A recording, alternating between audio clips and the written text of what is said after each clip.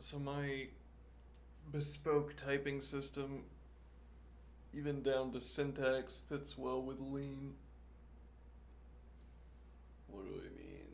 I mean that my improvised typing system in Racket colon type, so down to syntax, but then also list of naturals. I would have list of integers, but actually that's a good point. My typing, um, I should start typing with nats instead of integers if I know that all the values are positive. I mean, it wouldn't make a difference. Well, rather, it wouldn't wreck my program because you could do anything you can do with naturals you could do with the integer primitive data object or integer primitive data type. But you then can't assign fixed nums. I don't know if are negative numbers fixed nums in Racket. I don't remember. It doesn't matter for the moment.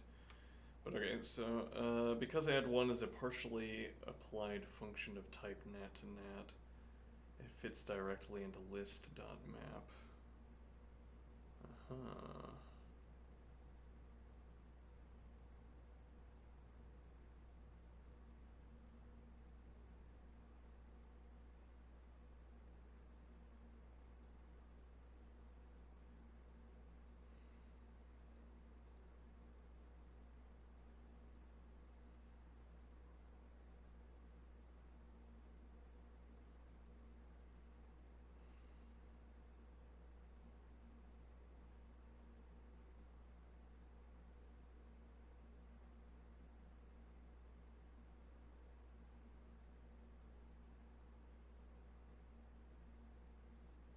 Hold on, let me copy this.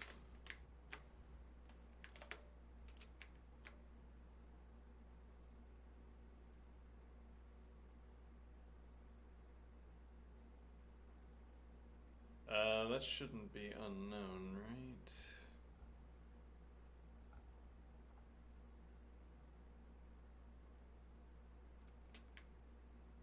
The recommended spelling of plus in identifiers is add. If I do plus,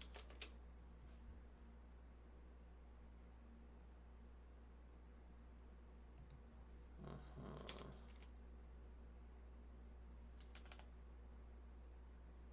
So this would have to be rewritten. Oh, is that? No, never mind. But if I do add one here, that works because we have a definition of add one up here.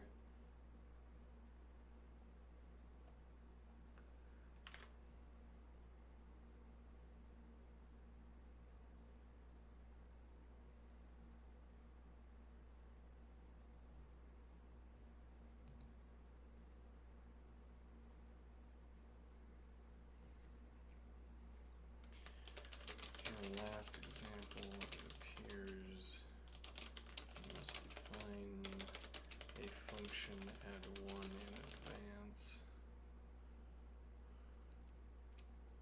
I was trying to figure out what this is saying before I say this. So because add one is a partially applied function of type nat to nat, it fits directly into list map.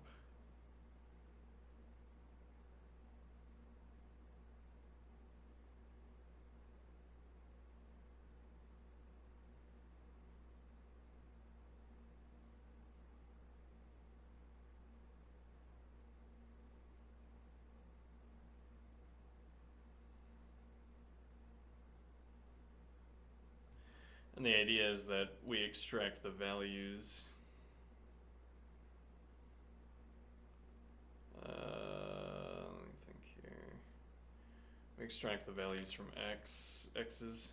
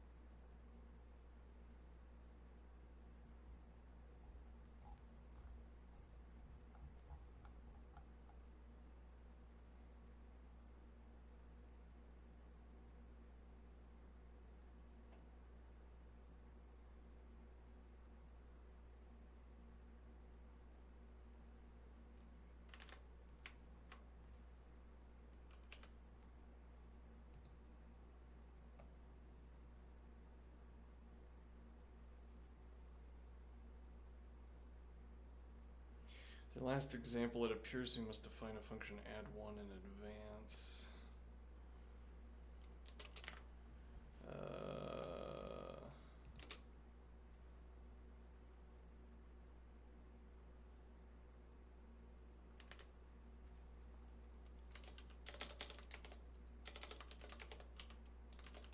List.map add 1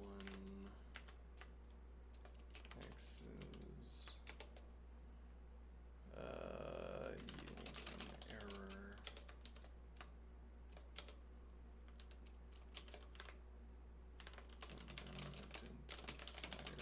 Add.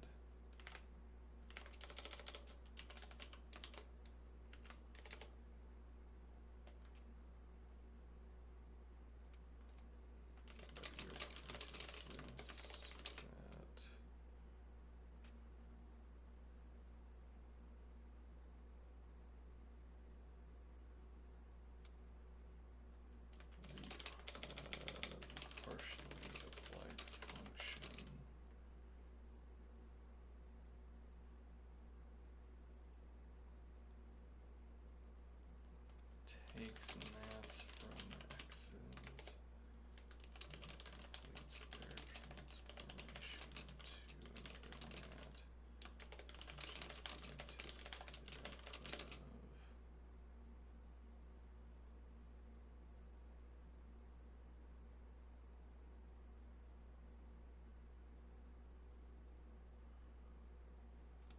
The list map in this case.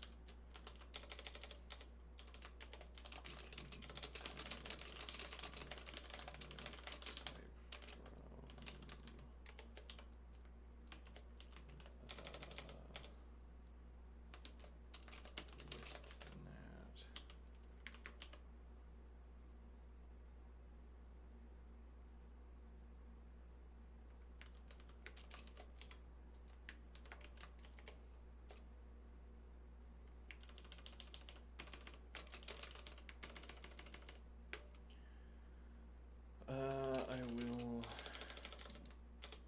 yes, I will take a brief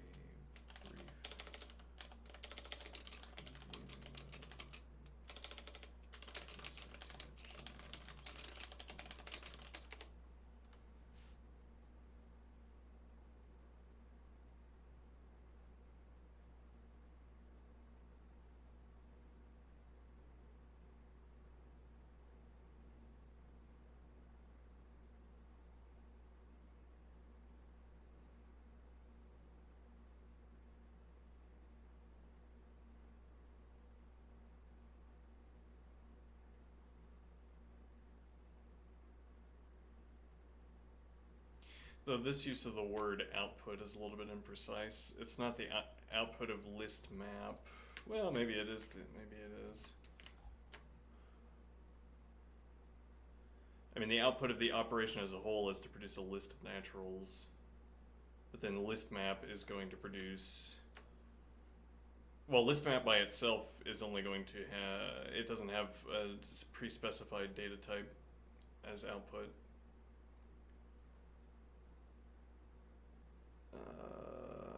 Interesting, because you could have a list of anything as the output of a map, barring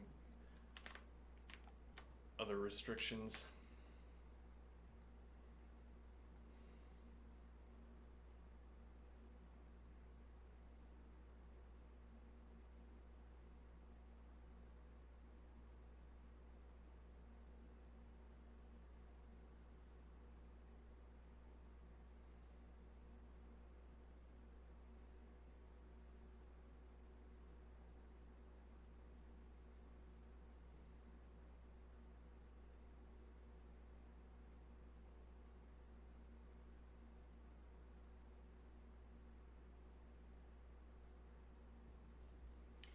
In ordinary functional programming, types like nat to nat to nat describe curried functions between fixed types, but in lean, types themselves can depend on values.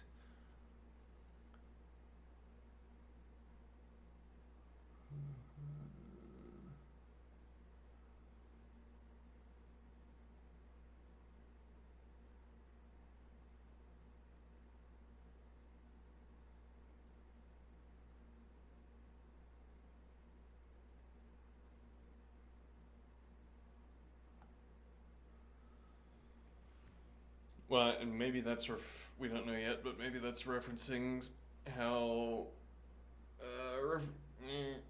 in Go you can have in Go each size of a vector is its own type. Each size of an array rather is its own type. E.g., the typing system in Racket is comparatively weak. You wouldn't ever have to name. Yeah, well, conveniently so, because it allows arbitrary growth and shrink of lists. Actually, I wonder. That seems like a substantial. Oh, I forgot we were gonna rewrite that code. I guess we'll do that at some point.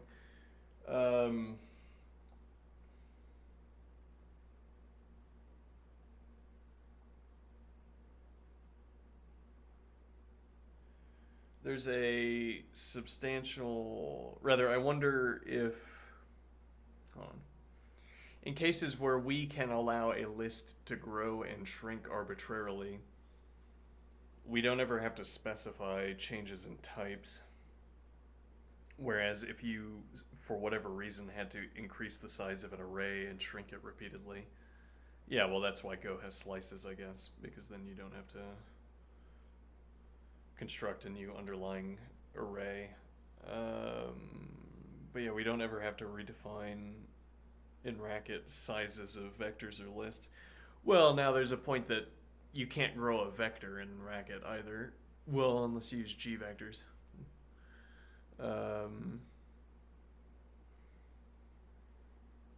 But okay, yeah, so we don't have to redefine our list every time we increase its size or decrease its size, interestingly.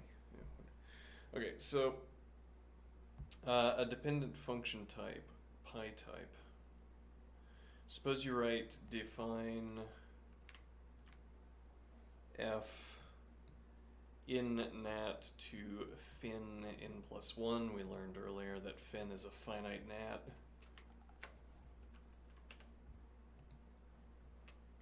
Natural numbers less than some upper bound. In particular, a fin n is a natural number I with the constraint that I less than n. Okay.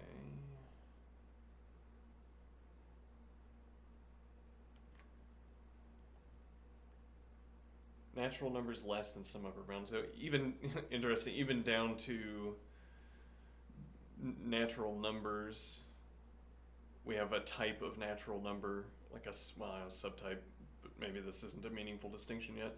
But okay, a type of natural number.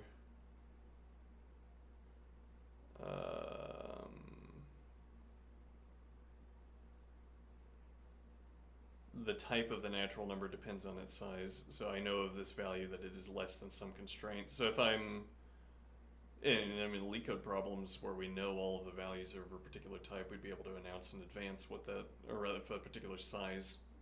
If we know all inputs or all outputs are less than a given value, we could specify that in advance. So I like the idea of being able to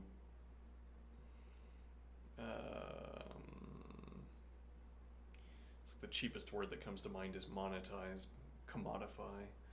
I like the idea of being able to turn my information into efficiency. I have information about, I have foreknowledge about the natural numbers we'll be working with. Why can't I take advantage of that? In this language you can, alright. So here, return type fin n plus 1 depends on the input n. You can't express this with ordinary arrows like nat to fin because the output type changes depending on the input.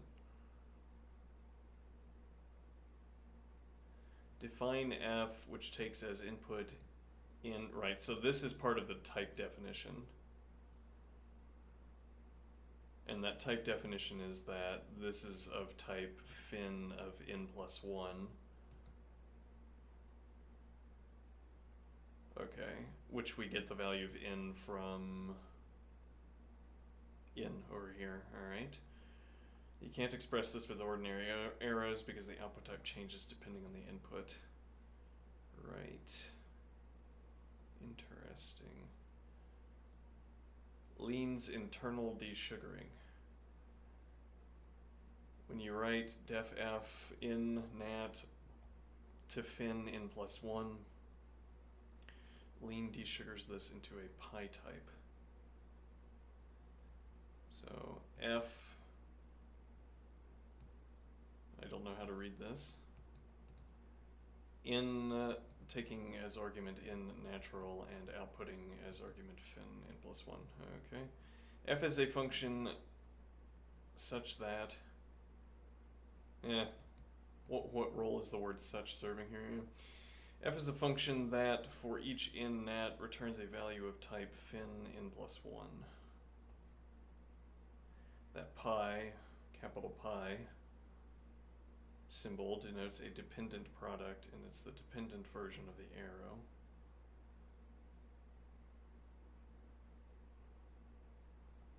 Okay, so ordinary A to B. Okay, and then we have pi x A comma B of x. So this is a dependent type. It depends on the value of x. Okay. Why this matters. This is the core of Lean's expressive power. It allows you to write functions whose output types adapt to input values. This seems like this would wreak havoc with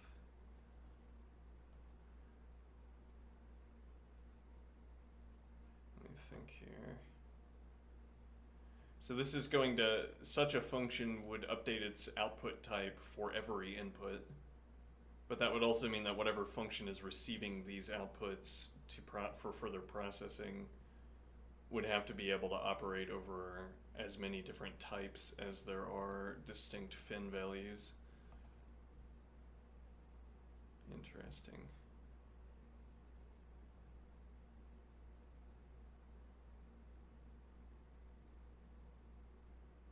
So why this matters, this is the core. This is the core of Lean's expressive power. It allows you to write functions whose output types adapt to input values. Proofs whose conclusions depend on the assumptions provided.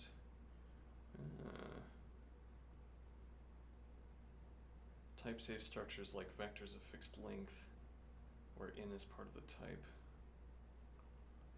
Would you like to see a simple code example of a dependent function in Lean, or would you prefer to meet it when it naturally arises in the book?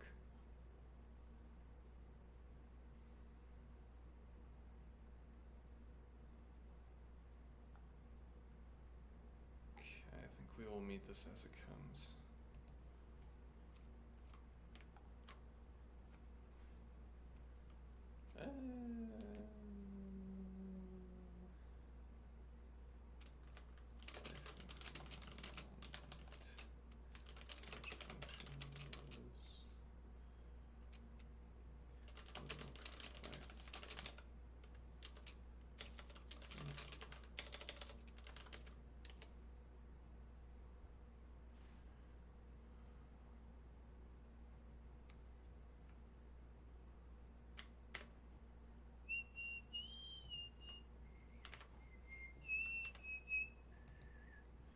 What is this? Why do I have?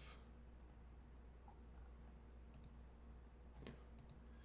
Right now.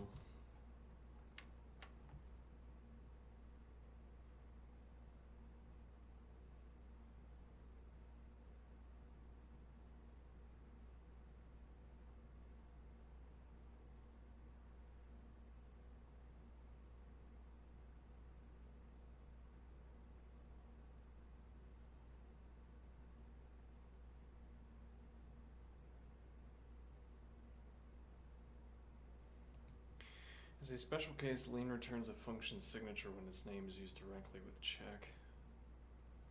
Entering check add 1 yields add 1 in nat to nat.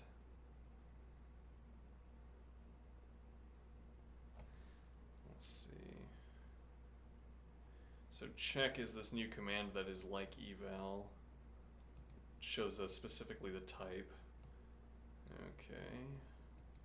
However, Lean can be tricked into showing the function's type by writing the function's name in parentheses, which causes the function to be treated as an ordinary expression. So check add 1 yields add 1 nat to nat, and check maximum yields maximum nat to nat to nat. This arrow can also be written with an ASCII alternative arrow, so the preceding function types can be written as nat to nat, nat, da, da, da, da. Yeah, fortuitously we have already keybound many of the necessary commands.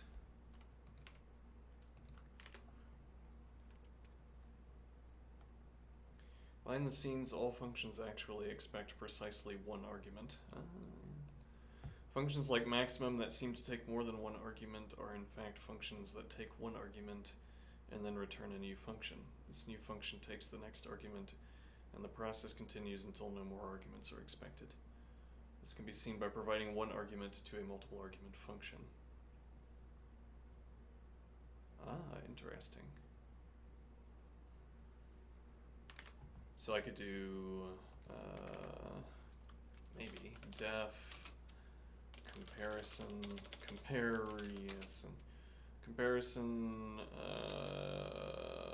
in nat is defined as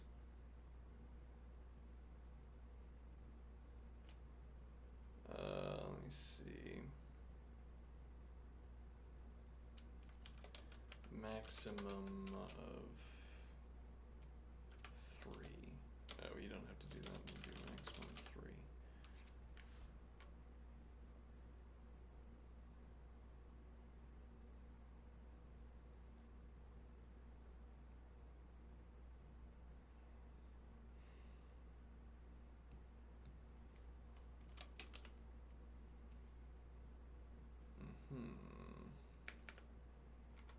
And now if I have check comparison, it's a function that takes in a nat and outputs a nat, as opposed to check maximum, which is a function that takes in a nat and another nat and produces a nat. Okay.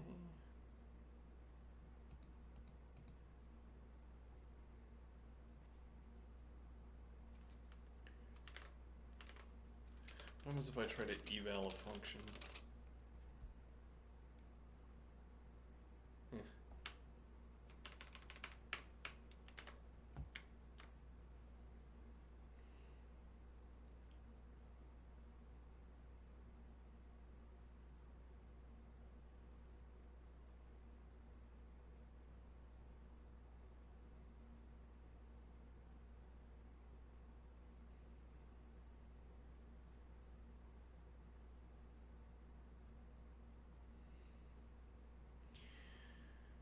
So space between up here, let's copy that in.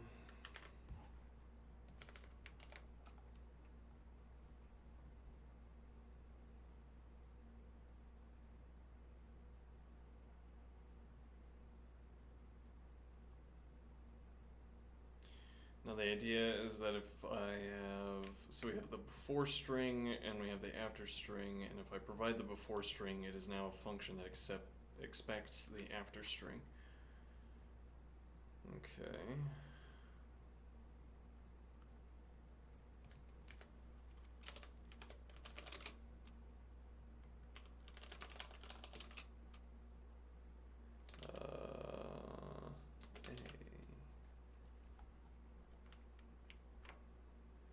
Yep. Space between A.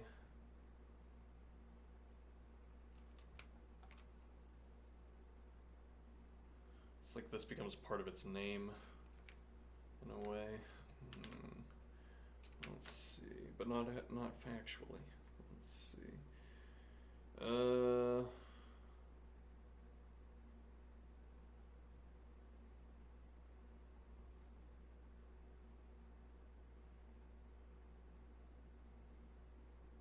Using a function that returns a function to implement multiple argument functions is called currying, after the mathematician Haskell Curry.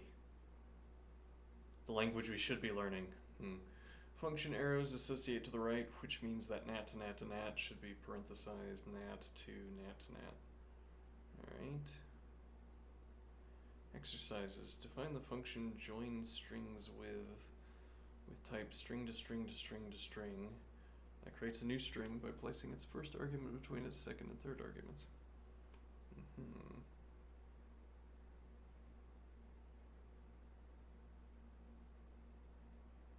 What is the type of join string with? Define a function volume with type nat to nat to nat to nat that computes the volume of a rectangular prism with a given height, width, and depth. Okay, what time is it? Okay, so we will have join strings with.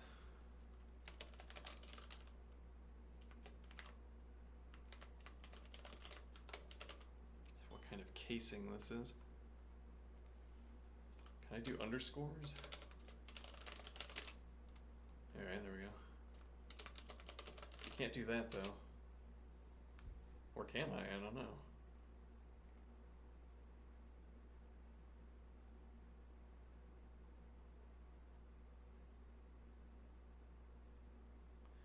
Automatically inserted implicit parameters. Not gonna worry about that. Alright. I'd like to remove that, please. Alright, join strings with, let's see, now we're gonna have input 1. I don't like that I can't do, well, we could do exclam maybe, instead of colon. Semicolon has some kind of meaning.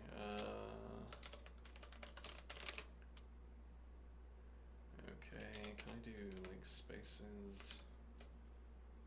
Let's see. Argument, I could just do 1. No, you can't start an argument name, operand name like that. Okay, argument 1. And this will be an input string.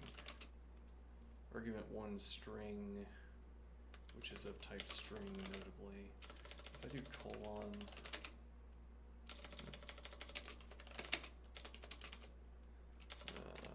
argument 2 string,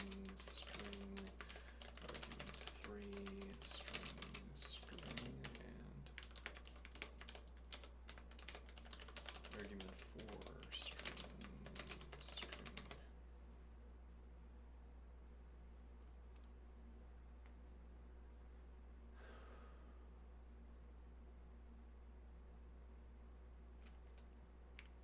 Okay, and now what is this going to do?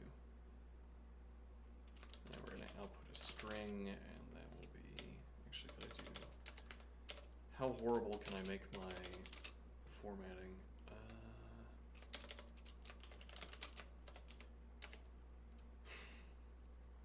Can I make it this horrible? You know what? You only live once. You know, just make your formatting as horrible as you want. So what do we want this to do? Creates a new string by placing its first argument between. Oh no, hold on. So this is going to have 3 inputs. This last arrow is the output string. Well, so the point is that this, once again, this sequence of arrows is representing the currying. This will tell us the type. So, this actually doesn't, we have to make some inferences here. What do I mean? So, the input is a string. The input that we provide to a function.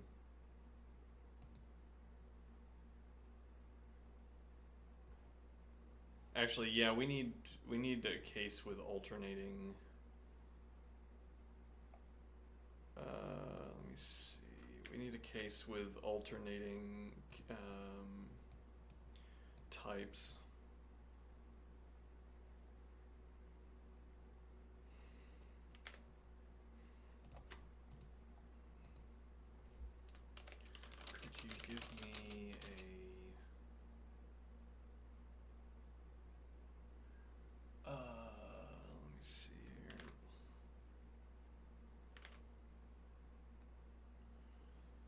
you give me a function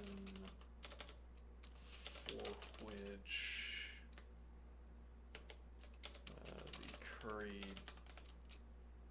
the representation of the function's type involves alternating types. I mean, I want a function such that its type is of this form, e.g.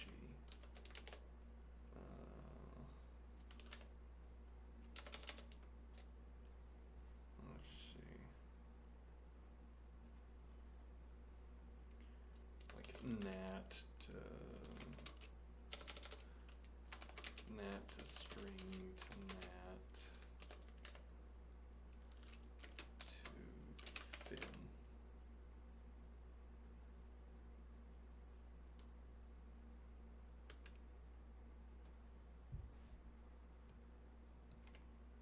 I want a function such that its type is of this form, e.g.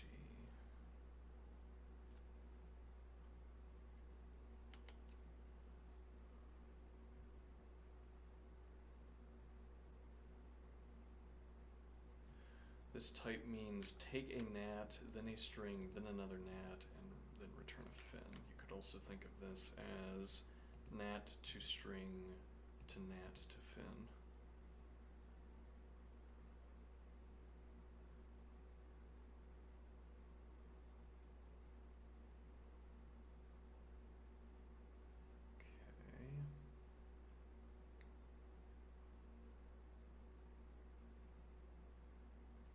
Now, so we have, let's copy this over.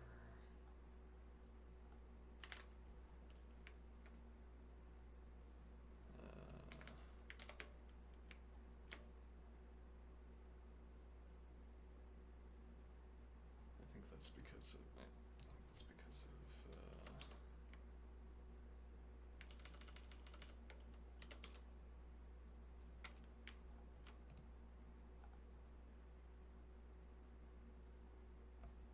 it auto closes the comment, which is a strange thing to do, I guess. Yeah, well, I don't like auto closing parens either. Let's see. So example, unexpected token example, expected identifier. If I did ABC, it specifically doesn't like example. Huh. So we're gonna take a nat, a string, another nat. So this is unused, which we get an indicator for that. Let's see, we have a nat, a string, another nat, and then a fin. Okay. Where the type of fin will be the cumulative, it would be the sum of n plus 1 and then add 1. So we can be, does fin say less than n? Oops. That would explain the plus 1 convention. Yes, less than. Okay. So we're going to have into mod. It'd be a strange function to be interested in having. 'Cause you're taking. Well, we don't know. We don't actually know how that function works. Let's do eval for mod 5 and 5 mod 4 is 1. Yeah, so into is always going to be less than, so this always returns into. But all right, so we have nat.mod. What is that? Oh, modulo. Okay.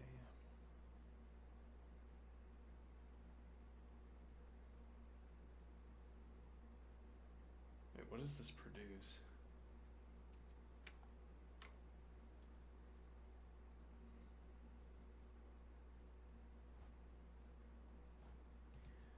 If I run eval abc 1 apple 2 produces 2.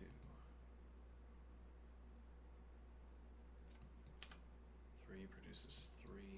5 does not change the value. Okay. I gotta take a quick break here. Well, I say quick, I have to take a break here. I'll be right back.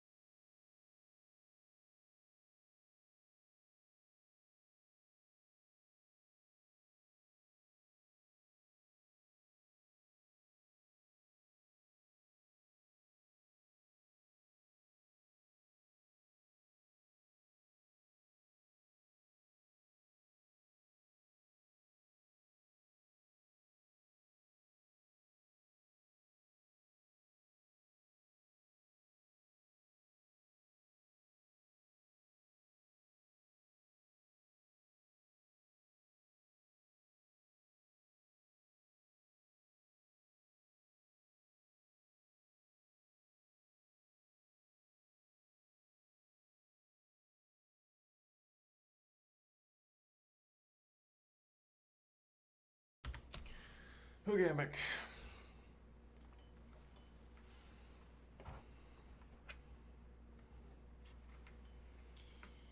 Alright, so what were we asking about before I had to run off? Let's see, so we were asking... Right, so I wanted an example of alternating arguments because this is nat to nat to nat to nat, and we have string to string to string to string, and it's not clear. Well, so I guess it's going to be simply in order of the provided arguments. Actually, the model, our interlocutor here, in one nat. Let's see.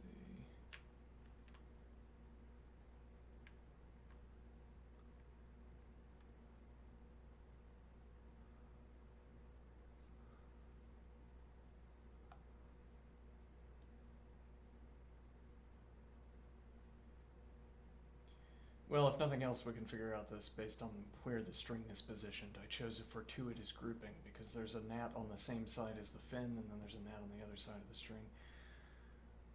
So in this case, if we do the same arrowing, this nat is the first nat, then the string, then the second nat, then the fin. Okay. So,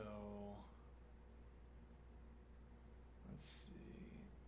So this takes a nat, a string, which is not used, and then returns, and then another nat, okay. Returns a value of this type where the type is constructed by taking these two values. We construct the fin value with the notation val proof, where val... Oh, interesting. So we know that in2 is less than... Rather, we know that the output of this mod operation is less than or equal to... Well, no, we know it's equal to n2 in this case, because n1 plus n2 plus 1 must be greater than n2 because we have nats, which are all positive except for 0. Okay, so we know that this is within the range of the fin type that we're producing. And this is... So this is a proof.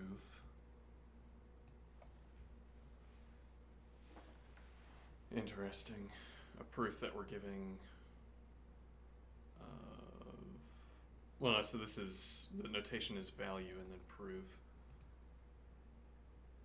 So this is the value, it's performing the mod operation, and then this is a proof through one means or another that the value always stays within the bounds provided of the fin, the bounds for the fin. Okay. And proof shows that val is less than n1 plus n2 plus 1. The type of example is nat to string to nat to fin. Note in the type above, n1 and n2 are bound variables, so technically Lean will rename them if you query it. The type you see when hovering might be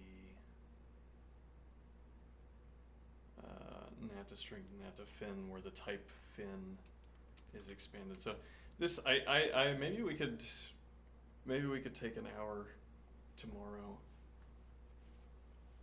Explain bound versus free variables to me. I've nodded along every time I've had to encounter this phrasing. I mean, I'm sure I have some kind of latent understanding of bound and unbound variables, either through coding or through working through axiomatic set theory, but I don't, when I see these words, they don't mean anything to me.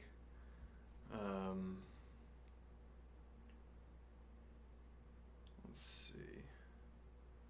In the type above, n1 and n2 are bound variables, so technically Lean will rename them if you query it.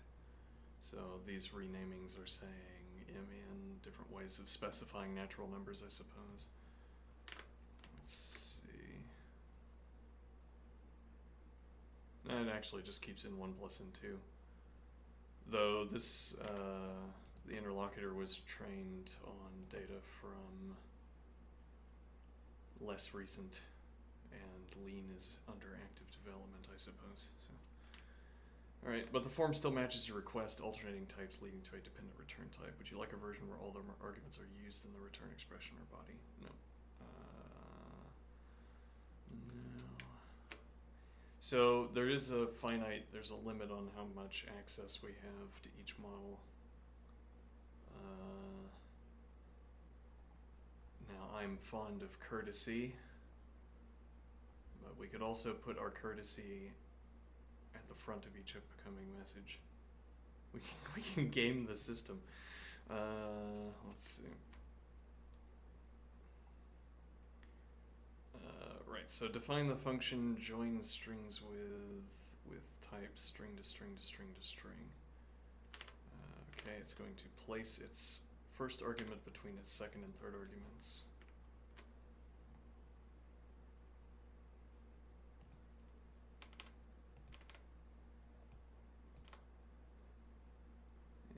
Okay. And now let's get a commented out version of string append in use. So get a clearer commented out, there we go. Get the syntax reference.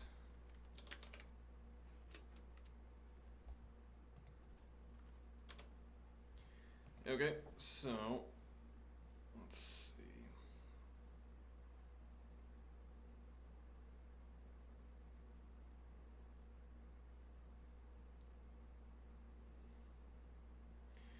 So string append to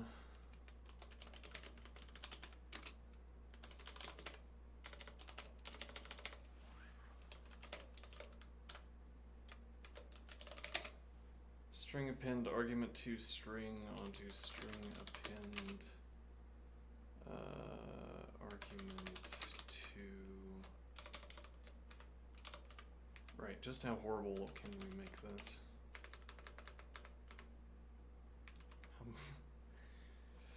It's a lot of tabbing. Yeah, why doesn't every language have pretty printing? So string append argument one string onto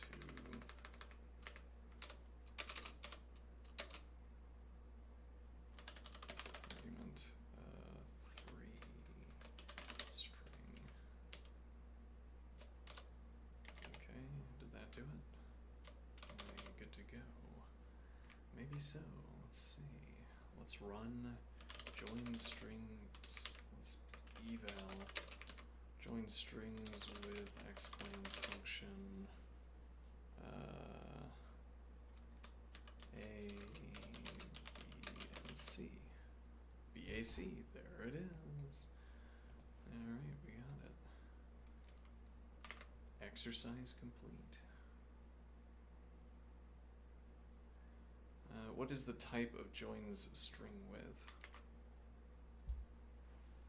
So that should be, well, why would it not be string to string to string to string?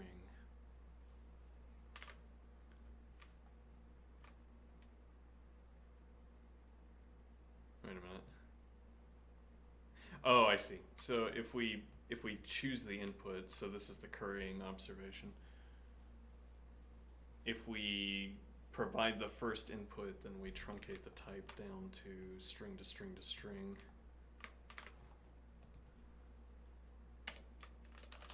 Check join strings with function A. String to string to string, indeed. Alright. Interesting.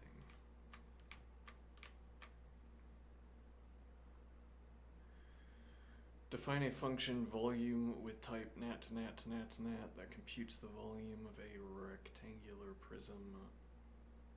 Rectangular. Rectangular. Rectangle.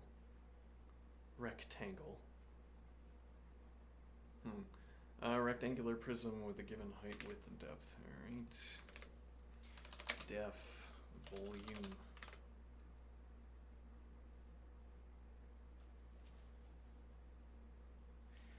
This strikes me as a strange name for a function in this context, because this is a volume formula for exactly one type of shape. rectangular prism. Well, I don't know. I guess you could maybe define something other than a rectangular prism. Yeah, well, I mean, you wouldn't be able to, if you had something other than a rectangular prism, you wouldn't be able to apply the same kind of mechanism to to discern its values for height, width, and depth. So even if you wanted to say, like if I had a shape where I shaved off two facets of a rectangular prism, or rather I shave off one facet of the rectangular prism and I attach it somewhere else, then supposing I had a way of distilling the values of height, width, and depth out of an examination of the prism, and then I apply the volume function, I would get the correct volume.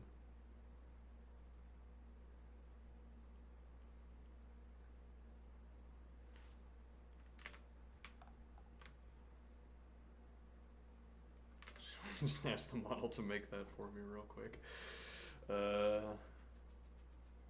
Yeah, I have to come up with an art style though. We've got to settle on an art style.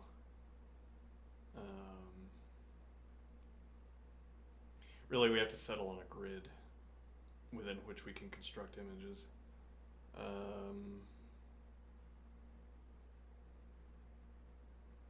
Anyway, what am I saying? So I'm imagining, which again, why in this day and age, why would you imagine?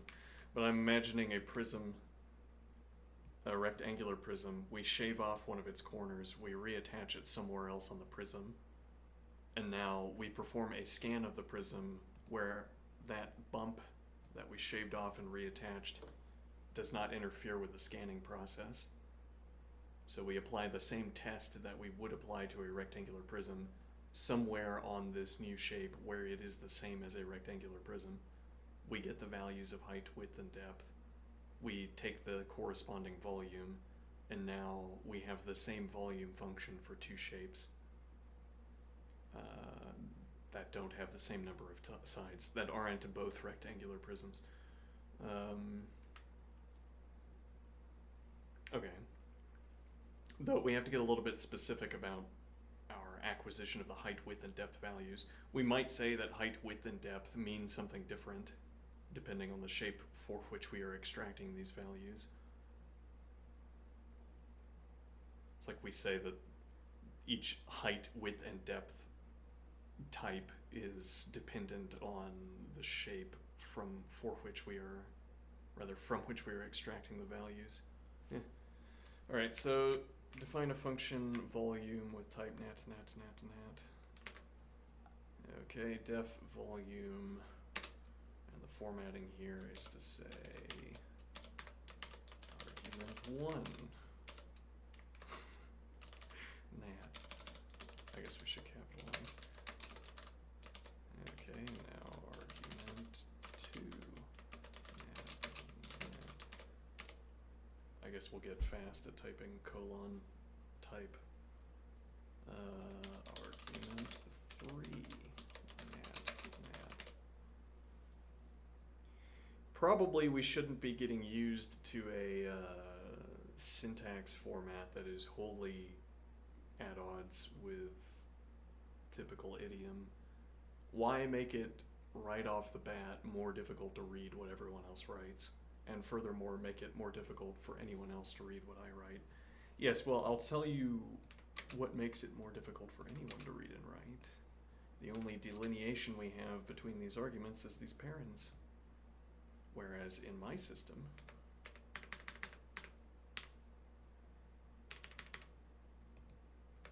we have lineation to help us. Isn't that nice? All right, we're taking, I choose the path of greater hardship here. I'm going to make it impossible for anyone to read, and I'm going to make it impossible for me to read anyone else's. Okay, so now we're going to have def volume, argument 1 nat, argument 2 nat, argument 3 nat. Okay, and we're going to calculate, and the output will be a nat. Okay, multiplication is, what is the word here? When you have a set when your inputs are taken from the same set and the output is also in that set. I don't recall. Okay, let's see, nat. So now this is merely going to be, okay, but we don't know how to multiply is a problem here. Maybe it's just,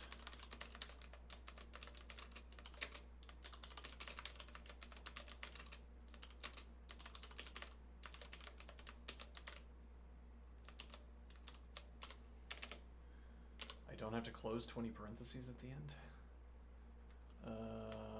Eval volume 345. It's not capitalized. 60. That is correct. Okay. Do I want to, before we switch over to model theory, before we switch over to whatever we call the next segment, I think we will take a break here and implement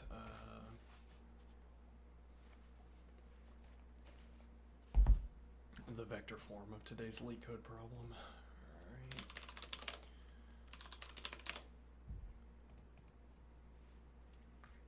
Let's see if it's faster.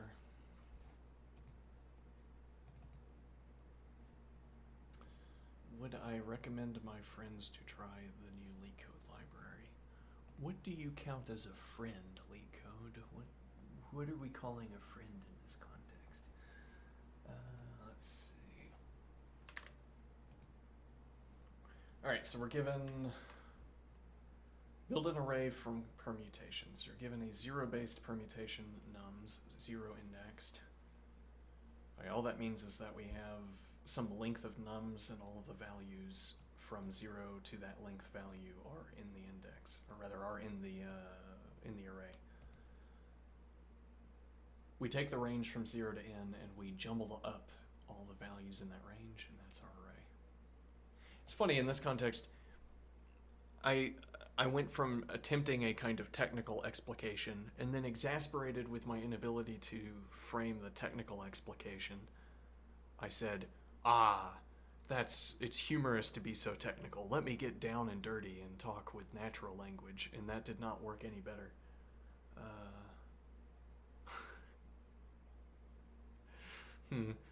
It always feels like, well, if all else fails, if the technical language fails, I can always fall back on, natural language. Maybe not, though. Anyway, so we have a zero-based permutation, build an array answer of the same length. Alright, so this involves, so answer I have to return a list such that the value in the ith position is what we get if we look at the value in the ith position of nums. And then we use that as the index value to look at nums again. Okay, so let's do the vector implementation, see if it beats 16 milliseconds. Alright, so we need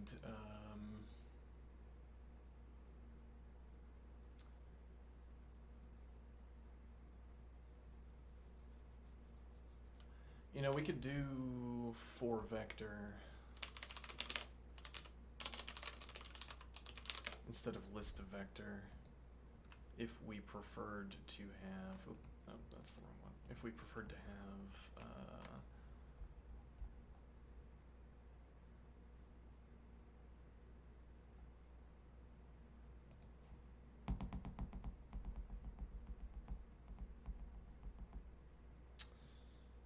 actually, I don't know if that would produce mutable or immutable, and I'm not so interested in checking. We'll just do list of vector. All right, so call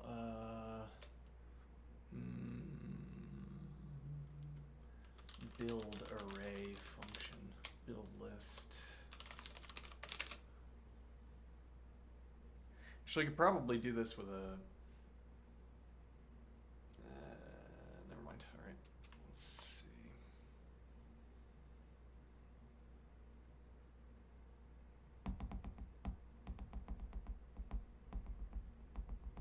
All right, build list function, we will have vector, so this will be nums vector value, sure, whatever value means.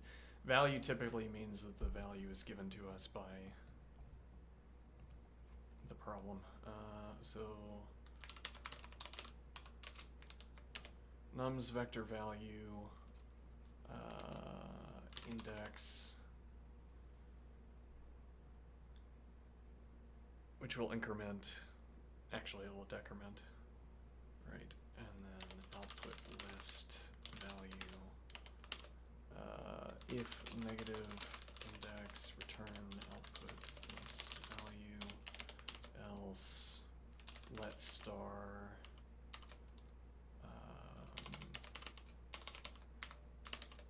first ref value vector ref nums vector value index. Alright, and then second ref value vector ref nums vector value first ref value. Alright, and now we run back. So actually we don't need that let definition. True build list function nums vector value index const second ref value onto output list value. Here's a compromise. How about I just comment that entire thing out and then I do it the efficient way.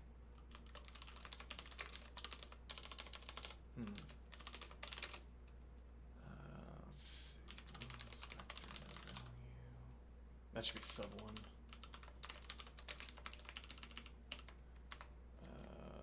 Sub one index and const vector ref nums vector value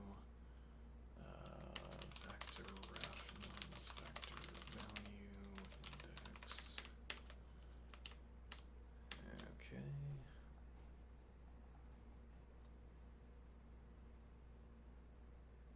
And now we call build list function let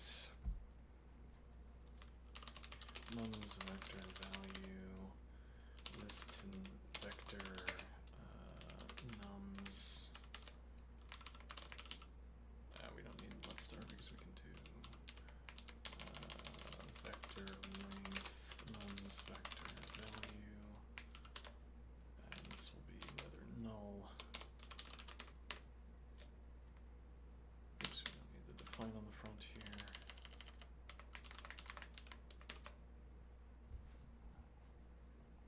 Alright, now build array.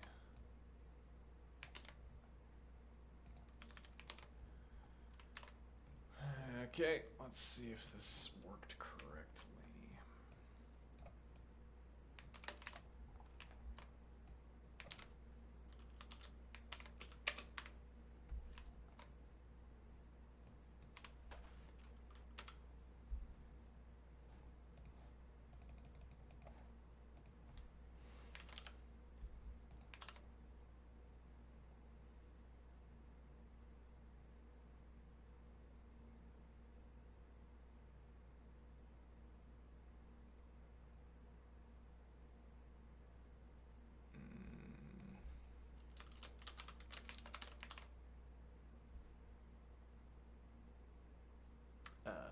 Right.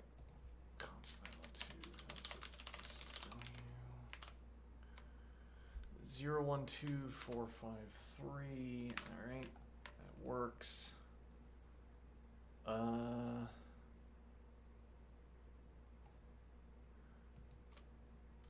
comments slow down the compilation process?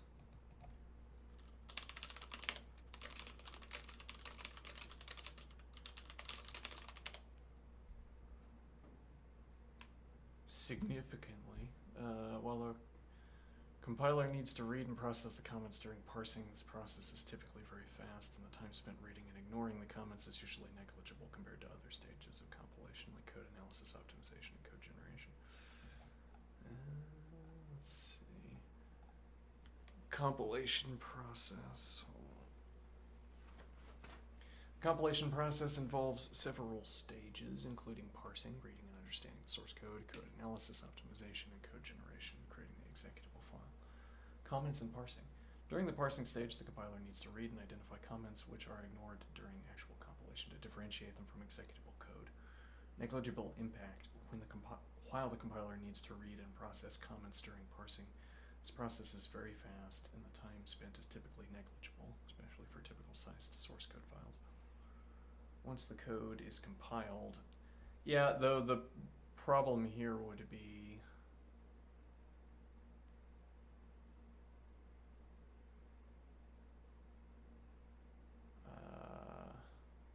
excessive comments, e.g. billions of characters, might introduce a tiny delay. Oh,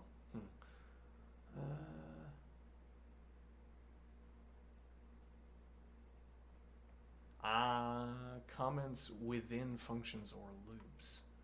In interpreted language, might slightly slow down the execution during the initial run.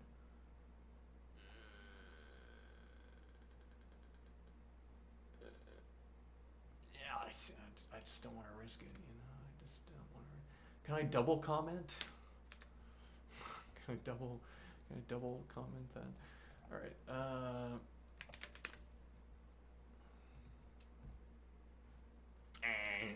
I like the style of having an entire different encoding sort of sitting there. All right, now let's try it.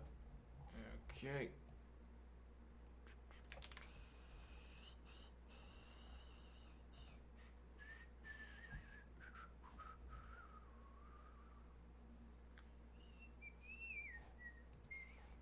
All right, let's see if this beats my 16 millisecond implementation. Yes, it does. However, the memory consumption is huge.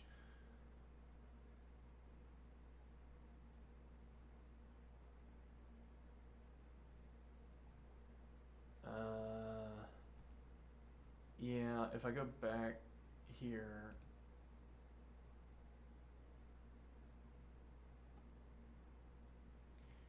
$131.94. For a second there, I thought this did 100 megabytes. And I knew that I didn't get 100% here, so I was under the confused belief that it was rewarding us for increasing memory consumption. Anyway, so this doesn't handle with zero memory increase.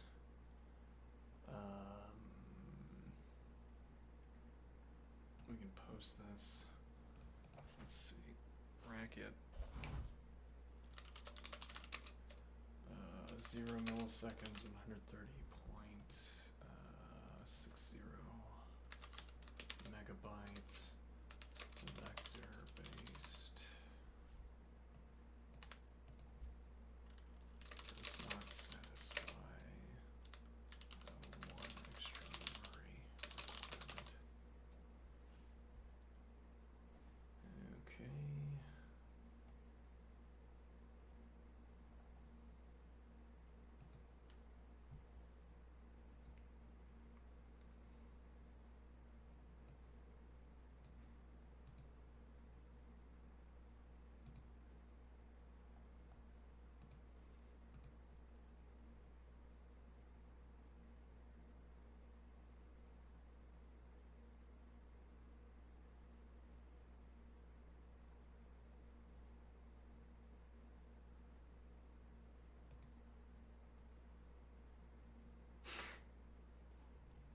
Oh, these people, they're so clever with their two-line solutions. That is pretty clever. How does this work?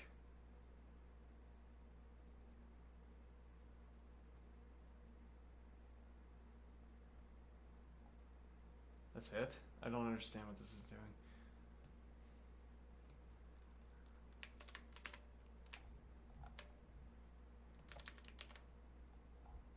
Build array 2.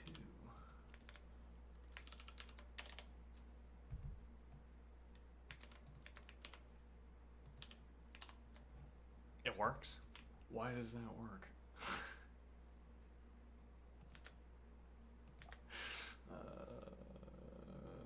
Well, map produces a list, naturally. Let me see here. So recurring vector ref.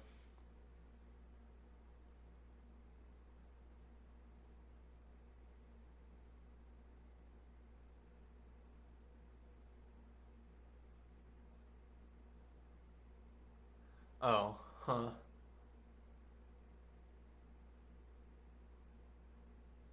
Okay, so what this currying is doing is establishing vector ref onto this vector as the first argument, and we're getting the last argument from nums. So actually, I think probably we have run into cases where this kind of usage, this kind of currying would be useful. But it didn't strike me that this was a solution at the time. The idea that, yeah, well, you don't have to do it like this, though this avoids running a let definition, interestingly. I mean, this doesn't have the intermediate step of stating a let definition for list of vector nums.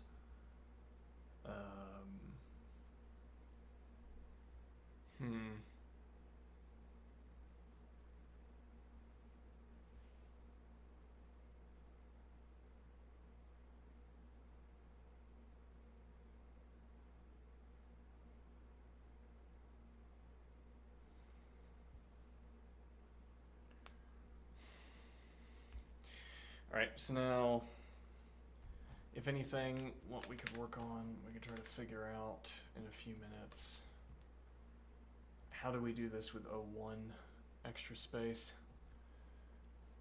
I think that's probably demands our book. Let me see.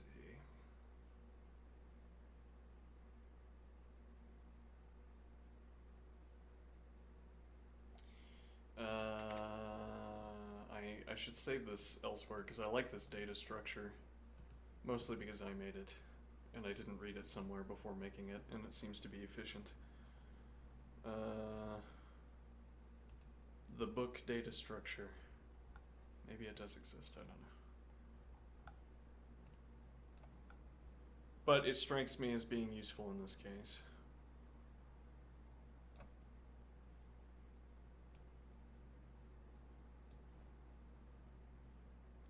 There's a point that, let me see, find a lucky integer in an array, create target array in the given order. Alright, this is our book function that we will have to modify.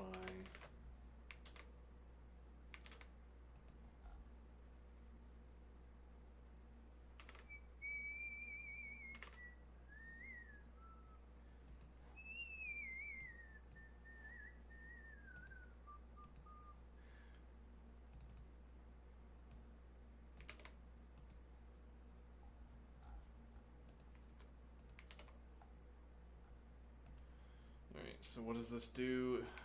It leaves our list, leaves all of our data in two books, book left and book right, and it saves our position. Okay, so actually currently it doesn't save our position. I mean, we have to pass the position in, or pass the position between read and then turn left and turn right. But okay, so we can turn our book left and we can turn it right. Okay, so we want to pass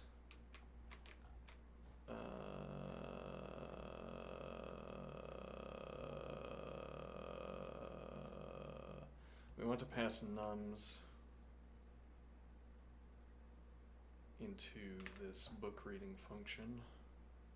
And the point is that this is arguably more efficient than running listref. Is it though?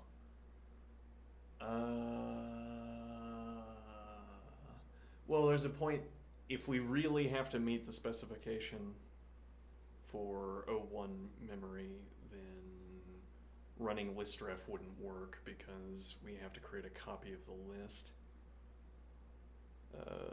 Listref is going to create a copy of the list and then shear through it.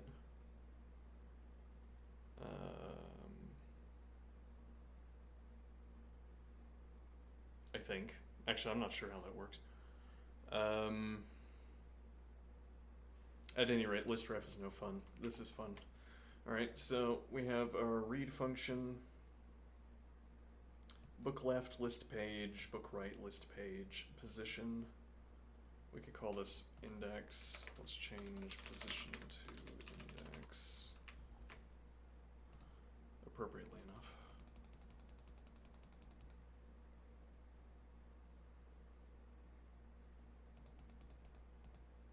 Let's not do that indiscriminately, though.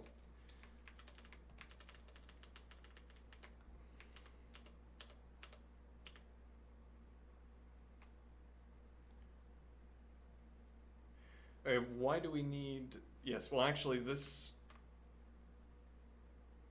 Before I change out any of the variable names, let's think about what this function is going to do with this nums, this... hold on. This nums. Okay, so nums is going to enter in index list index will be non-existent.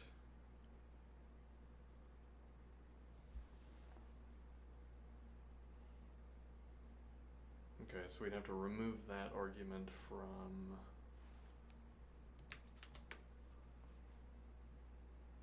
our function. So that was specific to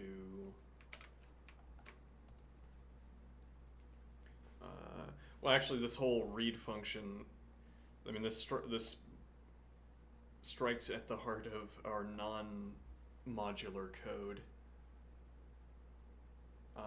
We sacrifice modularity so that we can gain a few efficiency points. The downside of that is that this function is eminently useful for our current purposes, but we have to rework it substantially. So this function anticipates that we have a separate list, the index list. We do not have the separate index list.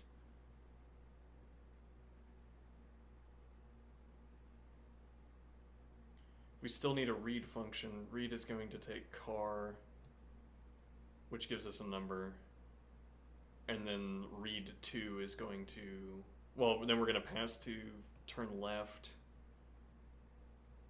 or yeah, we're going to pass to one of the turn functions, and then the turn function is going to pass to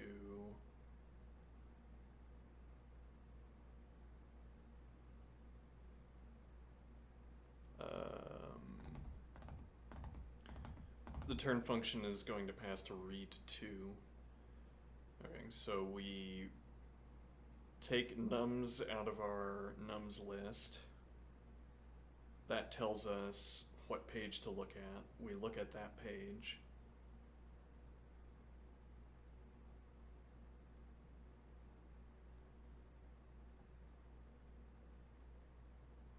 Okay, don't we need to read... Okay, this is going to be more complicated than I thought. This is a little bit more complicated. Do we need to read nums into our book before we work with it?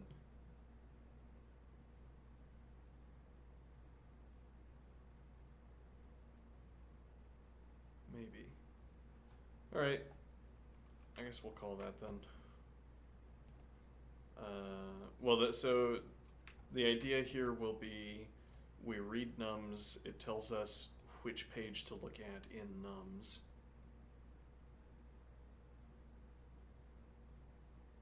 and then we look at the value that's there, and that tells us where to look next to obtain the value that we put into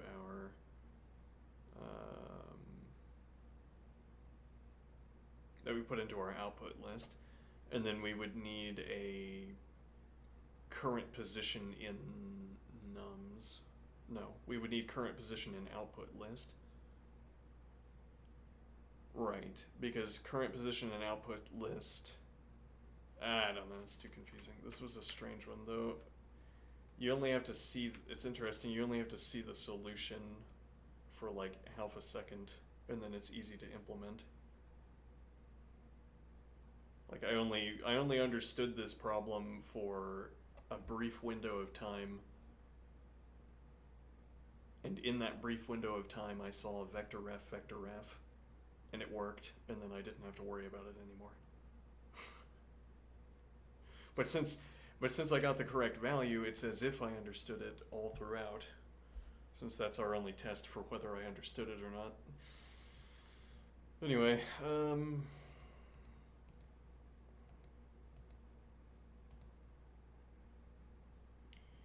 so I don't know what we're going to do when I come back. We might keep going with the book. Whatever strikes me is what we'll do. Okay. I'll be back shortly. Okay. This is already saved.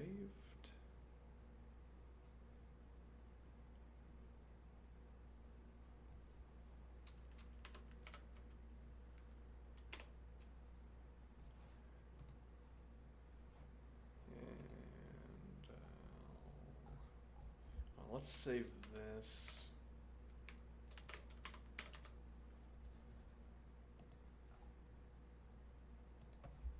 Book search template. And this was what, 1920?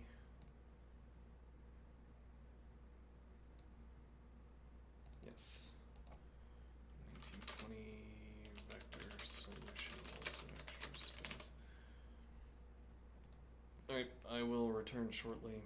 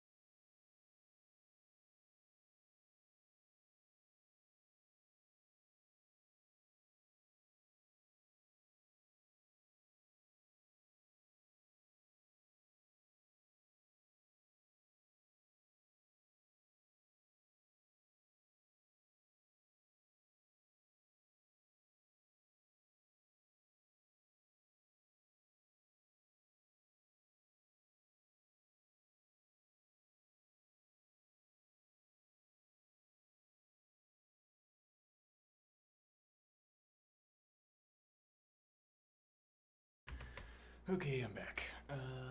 Now what? Now I'm going to jog.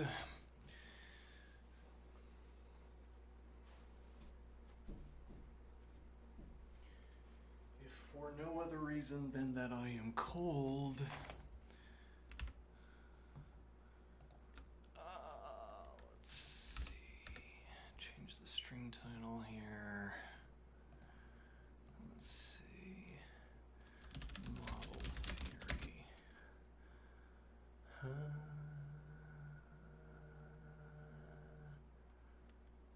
Objects without organs.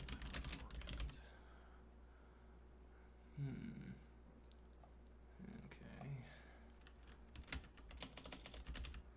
Objects without insides.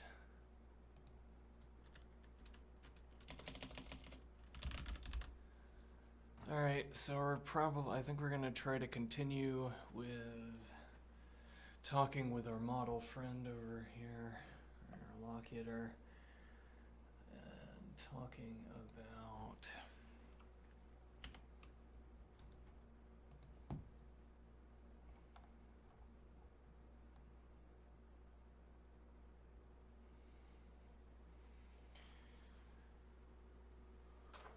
objects.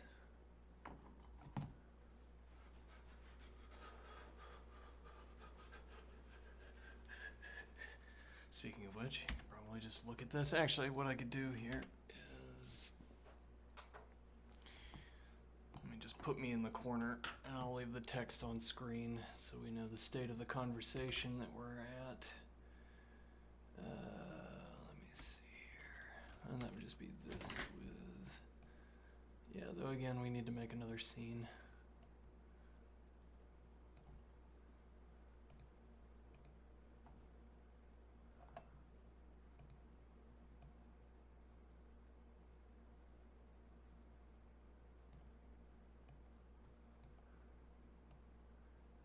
Okay, I'll be over there. There you go. Alright.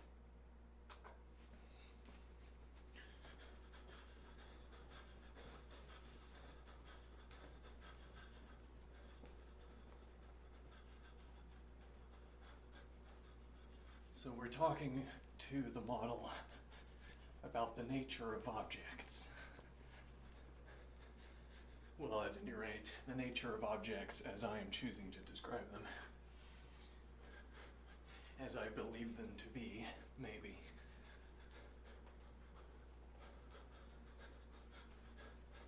And what are objects like? Well, you know, I think we're about to find out that objects is not quite the right word. Or that we're using objects in a curious way. I mean, because we're going to want to use the word object held in common, the phrase object held in common, the word object in the context of held in common.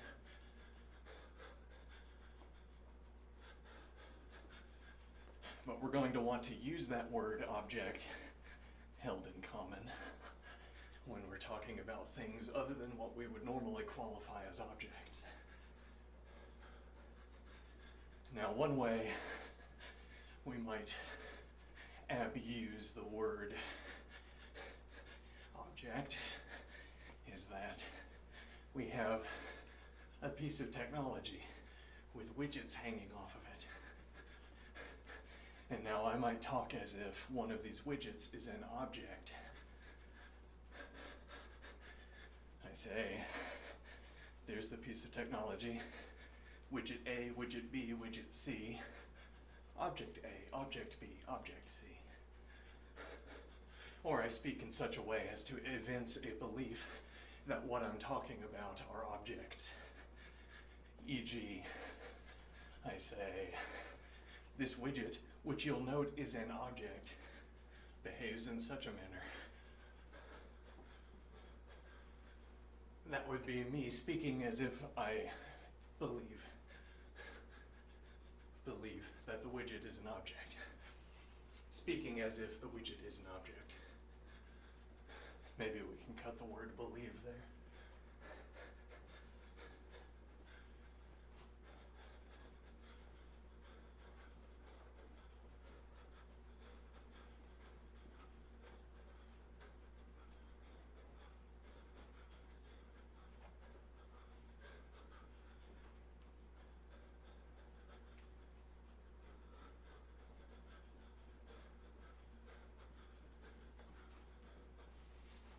So I say object A is a widget.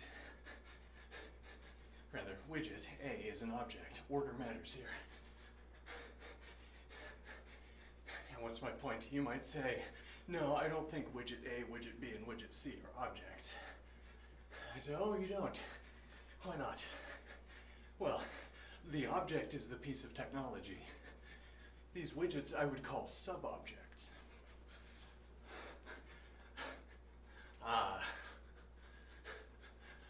I also have fine taste.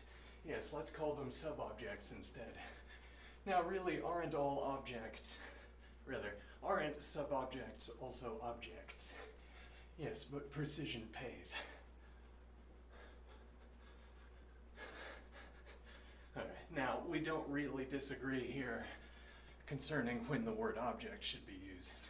In a way, as I'm amenable to your additional restriction on the usage of the word. If we employ your additional restriction on the usage of the word object, this does not interfere with the discussion I'm about to have, or the observation I'm about to make. Why? Well, because we agreed to talk about sub-objects. Now I say, it's fine by me if you replace every instance of the word object I subsequently use with sub-object. And then if I choose only to talk about the widget A, and I say object, then you replace the word with sub-object instead, and we don't run into any difficulties.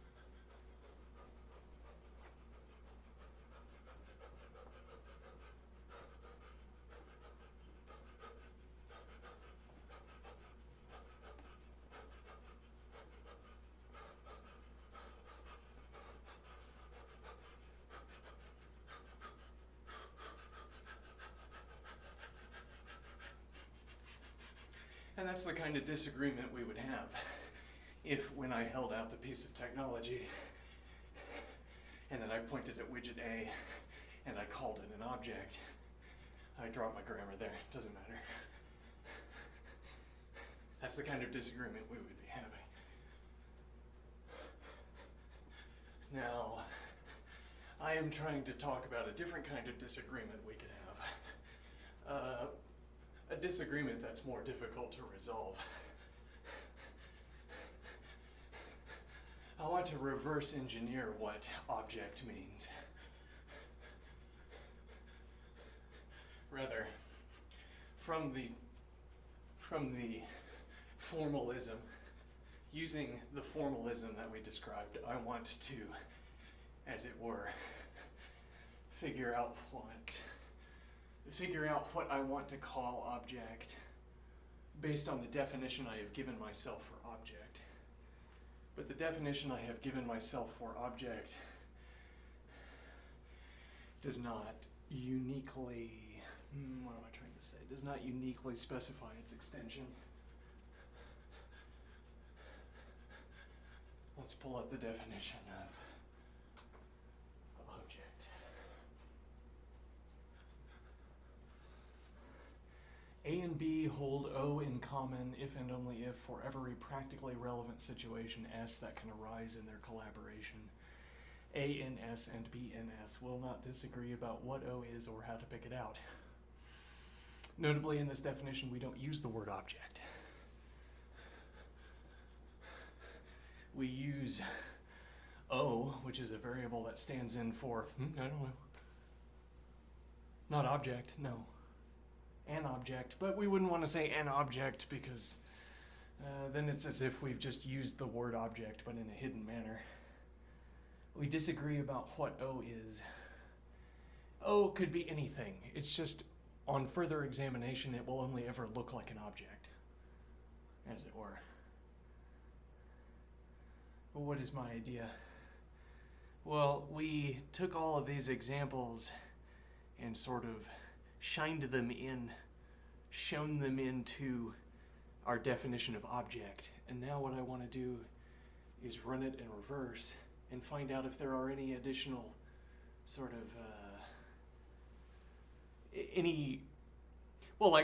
I'm saying we're shining all this information into the definition of object, and now the idea is we want to take our object and project it, our definition of object, and project it back out into the world and see if it selects any object, see if it selects anything we wouldn't expect it to, as if we had misdefined object.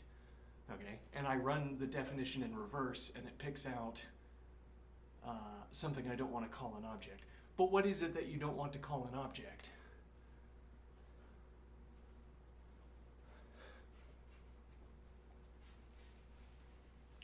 For every practically relevant situation S that can arise in their collaboration, A in S and B in S will not disagree about what O is or how to pick it out.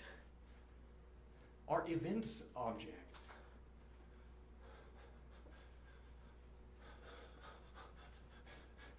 Are events objects? Straightforwardly, no. And why aren't events objects? Because I don't talk about them in the same way.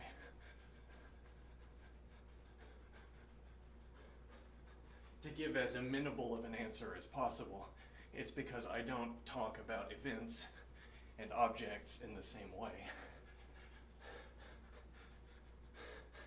And there's an interesting overlap here in the case where technology events overlap with objects.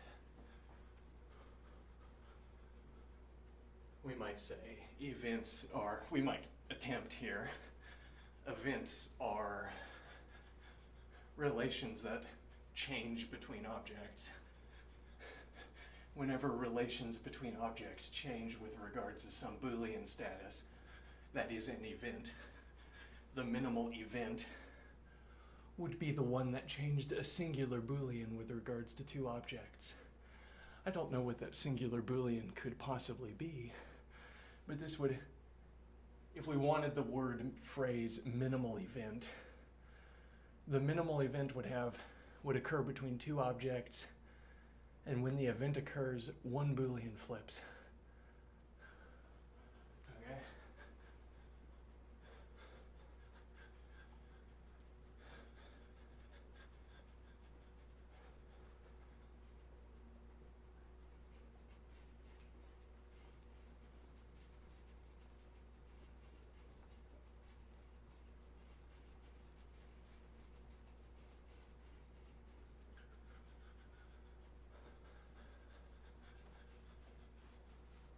Now what is the idea? The minimal event. Right, a larger event would have, we'd have two objects and there would be many Booleans between them. Many Boolean statuses that they have in common. That have I don't know how you'd think about that exactly. No, well, for any question you can ask about these two objects where you where you incorporate both of these objects into a statement, you have a Boolean. Okay, and that pile of Booleans is filled in by the object wherever it is. Which is to say, I could query the object with whatever mode of querying I want to adopt, and I could fill in my Boolean pile. And if any of those Booleans in the pile reference both objects, well, I guess those Booleans are of a different type, as it were. They're Booleans that take two arguments instead of Booleans that take one argument. Okay. Now what is the idea? So I fill out my pile of Booleans. My Booleans that are in a pile, I fill them in by referencing an object. Object, Boolean pile, Booleans. Whatever characterization I want to grant to these two objects,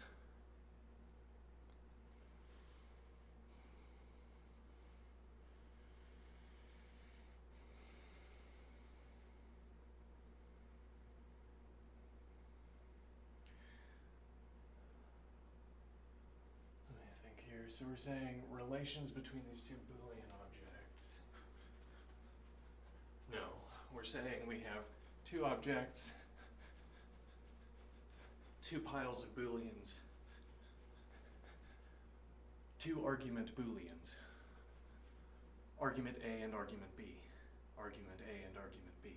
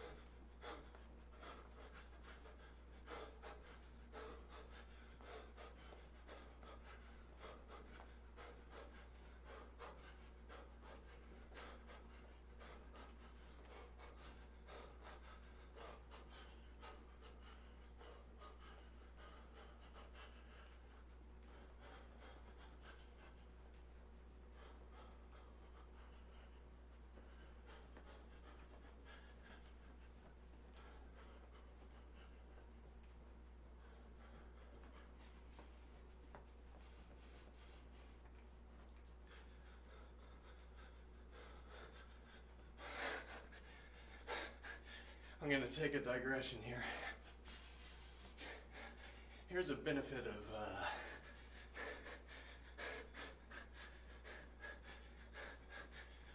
to Neil Stephenson's style of writing. It's a common enough event. It's a common enough book from Neil Stephenson where the main characters are just people who know each other. They might be friends, maybe not. They just know each other, all right? They can be as different as you please.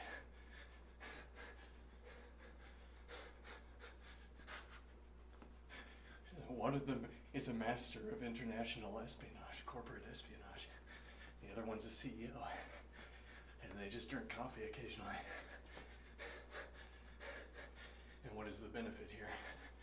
I get to write my book about the whatever, the highfalutin CEO, and then also I get to write my book about corporate espionage. I just shove them together. Why not? It's like you could have two distinct books in a Neil Stephenson book up to the point where those characters have to talk to each other and they care about what each other know.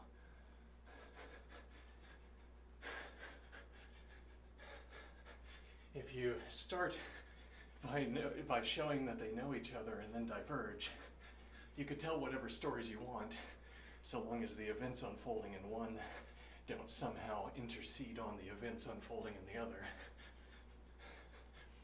So there's corporate espionage going over here, and there's corporate management going on over here. And then you just braid them at the end.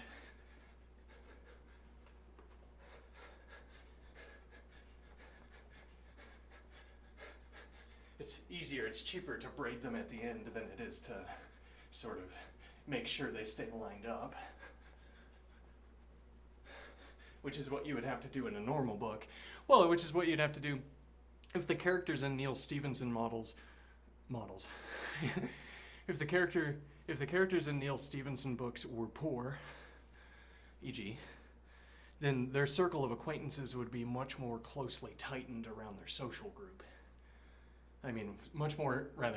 Their social relations would be much more closely tightened around, e.g., fellow employees at the plant. where what the plant does, we don't know. You just don't have to talk about it. The plant, the paper plant, e.g. All right, so somebody who works at a paper plant is going to know is going to be acquainted with a disproportionate number of other people who work at the paper plant. A disproportionate amount of that person's social life is going to be occupied by interacting with other employees of the paper plant. But to the extent that 8 hours a day are occupied by being at the paper plant, this also means that the concerns between these two acquaintances are more likely to be held in common.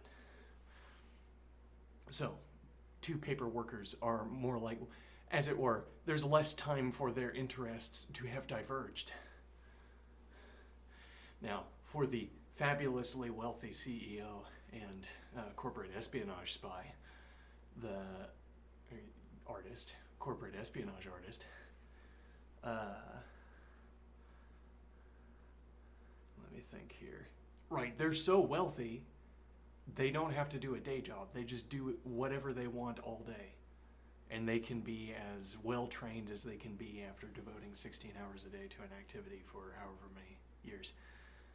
Okay, so their interests can diverge to an arbitrary extent, or as if were to the maximum extent. Their skill set can diverge to the maximum extent, as opposed to the paper workers who know each other and are friends. So we have the two cases. At the example A, the corporate example, people who know each other, even work in the same building, if we want to apply that description as well to both. And then paper workers, they know each other. Paper plant workers, they know each other and they work in the same building. And now, the two paper plant workers' interests can diverge only so much as 8 hours a day can afford them if they are not exhausted. If, for instance, one wanted to be a mathematician and one wanted to be a programmer, well, then we've brought it together again, haven't we? They can only diverge so much. If one wanted to be a mathematician, if one wanted to be a painter and the other wanted to be a wood bicyclist, off-trail bicyclist, they can only get so far apart because they have to devote 8 hours a day to being similar to one another.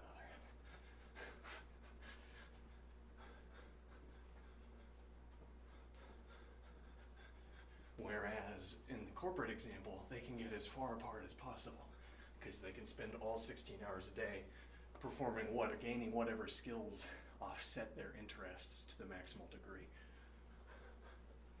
Whatever pursuits leave them with as few objects held in common as possible is the interests they could both pursue because they can do anything they want. They have the money.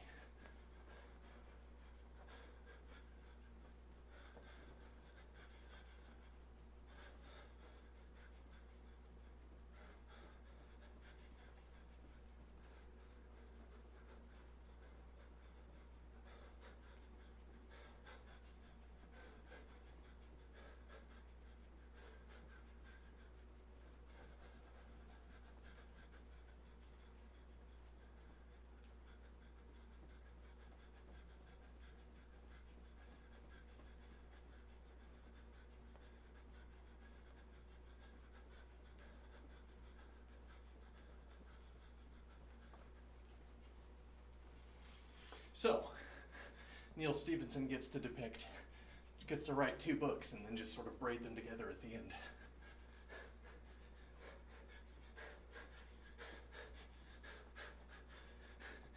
And have as many links as you desire, or as few as you lack. Now what is the idea? Yeah, okay, I think that's enough digression. Let's try to get back to the original idea, which was about objects. Yes, objects. This idea of held in commonness. Just keep adding suffixes whenever the word gets too semantically satiated, as it were. Just an additional suffix.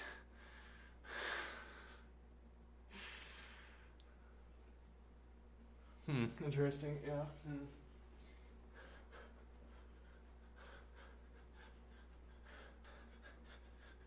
held in commonness.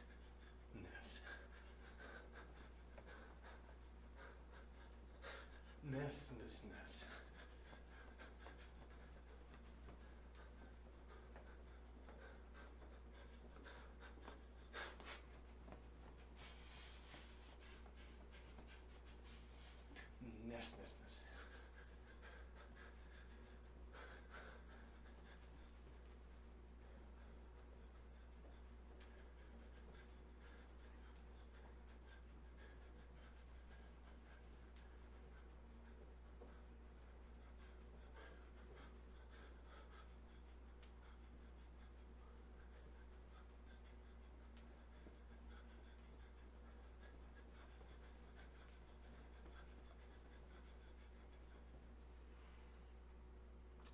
My left foot. Maybe I have to get indoor running shoes. Get some arch support. No, it's barefoot.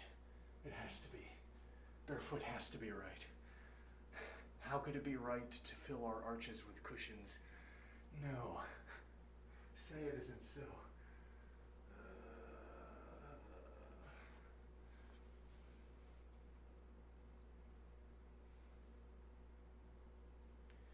What point am I making here? Object. Held in commonness. Held in commonness of objects. I'm saying events are objects not because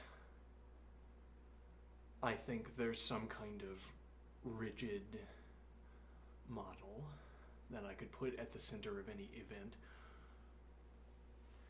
Though there is. I could identify any event that pleased me with an explicit formal construction, so I suppose. I mean, I could do this. I could say, I don't care how accurate or precise the construction is, I'm still going to say it's the same thing as the event. And now, calling events objects rather tightens up what I'm talking about. I'm not talking about the event in the world, I'm talking about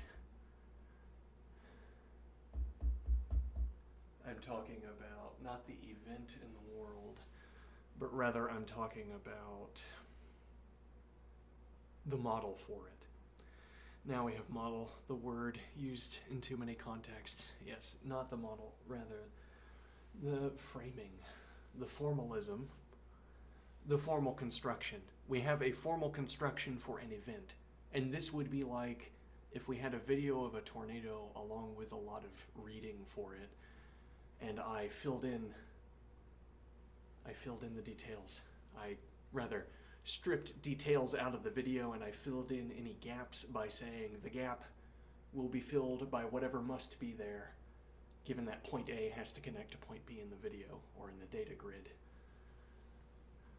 So I have a tornado and I have a finite distribution of points, and this permits an infinite number of tornado descriptions.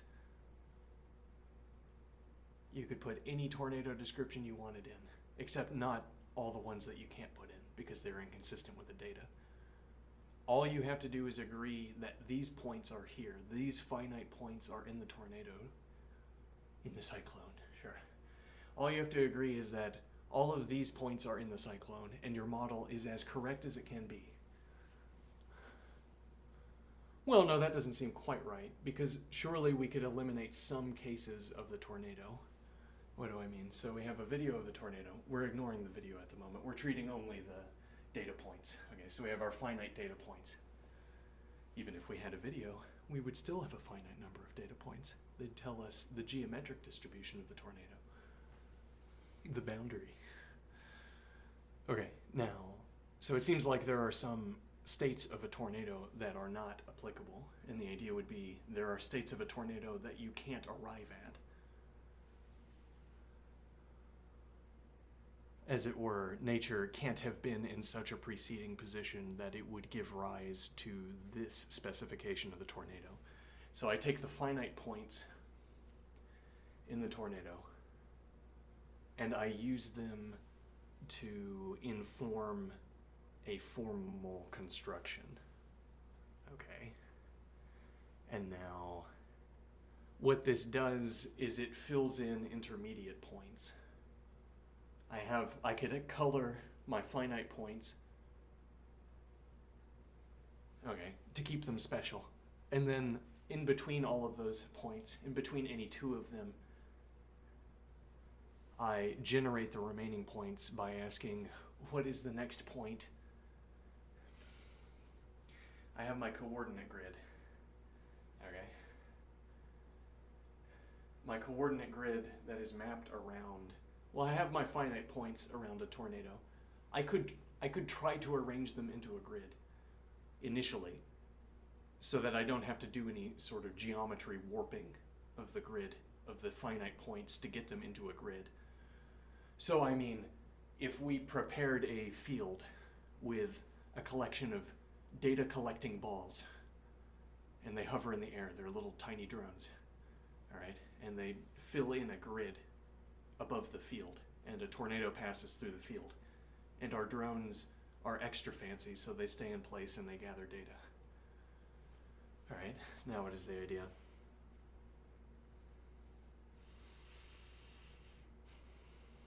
That I have to come up with a model that places points at all of those drone positions, at all of those grid positions. Well, because those are the finite points that we have. So if our model mispredicts what's present at those points, it's right out. No good. Okay. Now what we're really concerned is in between, right? Well, we could have, in between our finite points, you're nearly utterly unrestricted with regards to what the air can be doing. All you have to say is, well, any function that captures all of the finite points is acceptable if your only criterion for dismissing a formal construction is that it doesn't capture all of the finite points. So you could have these warped and wild speculative tornadoes that could coincide with having these finite points distributed like this. Okay. Now, but what we want to say is that some of these states are unreachable, which is to say, you can use the function that we have to generate states that don't have a preceding state that lead into them, which means that there aren't only rules for a single frame of this function. There are rules for how one frame can pass into the next. And the idea is that potentially we can have a frame where stepping forward never arrives at that frame. For no legal state does stepping forward arrive at this frame, even though this frame is depictable.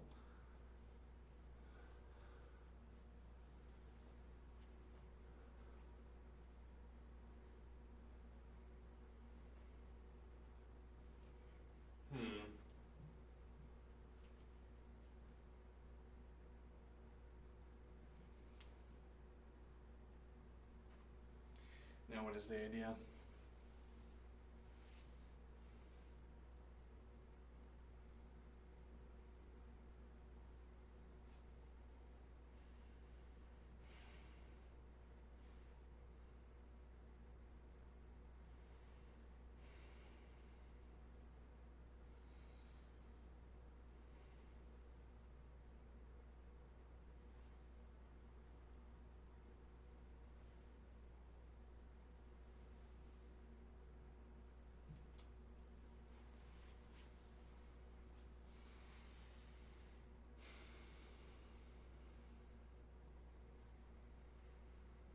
Why are we trying to talk about events in this way?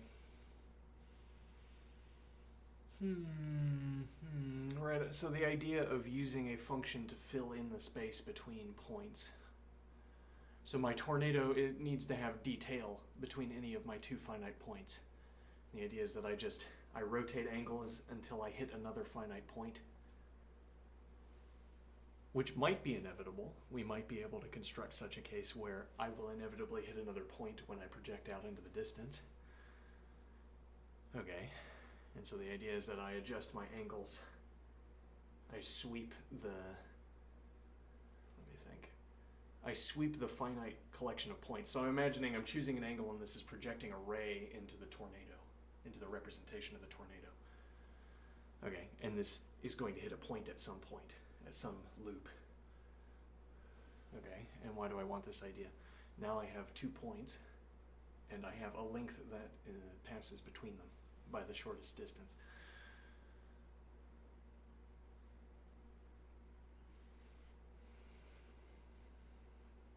Well, because in this context, I guess, to choose a longer distance, you would take our line and sort of locally curve it up where you could verifiably show that it's a longer length because we have the locally shorter representation.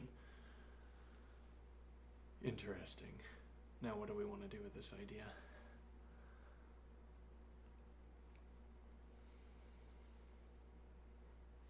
So the idea is that having 2 points gives our function something to work on. I can inductively state, as it were, I can inductively define the sequence starting at point A and ending at point B. It's an array that extends, perhaps even according to a constructive function, array that extends. It dodges every point, provably, until it hits the second point. Okay, and now the idea is that I have filled in the space between these 2 points by this mechanism, by employing this mechanism. I've given a definition to every point that falls on that line. Now I just need to specify every other point. Notably, I can't go in a direction, hit a point, and then hit the next point in this model, in this formalism. Any ray that I extend stops when it hits the first point. So I can't take a longer routing to arrive at this point. No, I don't think that follows. Hold on, but let's try to get back to the earlier idea we were working with. We were trying to talk about objects. We were trying to talk about objects. Okay.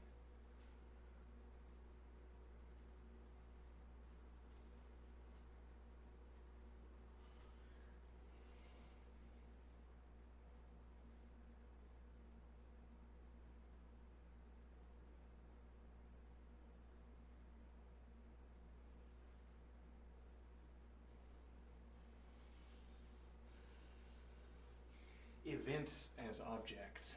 Right. If you have a formal construction where you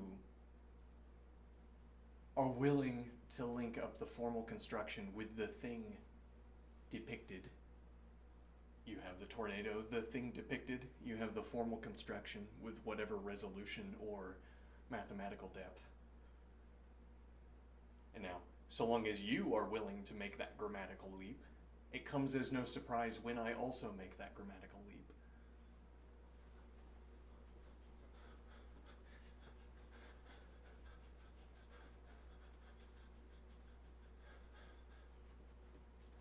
If you're already willing to entertain this formal construction that, as it were, fills in all of the missing details of the event, then you have your object. You have an object. What we could agree to call an object. We have something where when I point at the event, you said, I don't think events are objects. But when I point at your formal construction, I think you're more likely to say, yes, this is an object. Could be a piece of code if we wanted to objectify it further.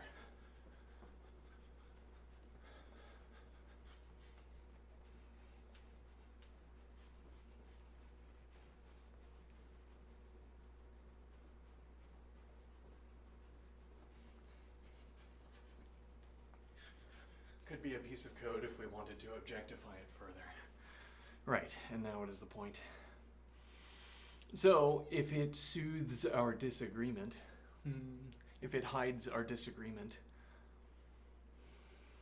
if no bones show, if it hides our disagreement, we can say when I talk about an event as an object, I'm secretly talking about, I had to reverse wink there, I'm secretly talking about the model, the formal construction.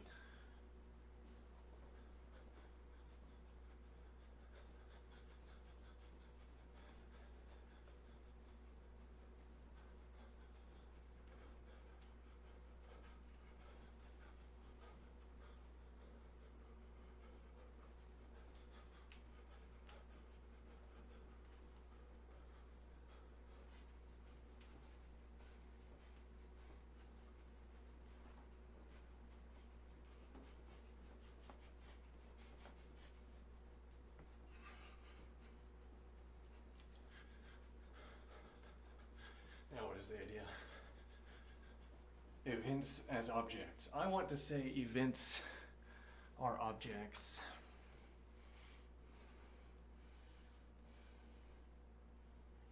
because A and B hold E in common if and only if, for every practically relevant situation S that can arise in their collaboration, A in S and B in S will not disagree about what E is or how to pick it out.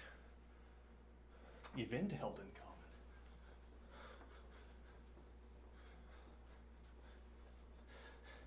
And now, one point, well, are we willing to collapse these axioms, these formal specifications? I have event held in common provisionally, and we have made solid the object held in common, yes. And the model has, the interlocutor has followed along with me in taking situations to be the sort of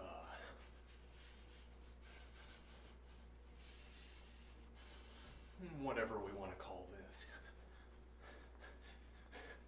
This is a situation, a tautology, if you're speaking it. Though not a logical tautology.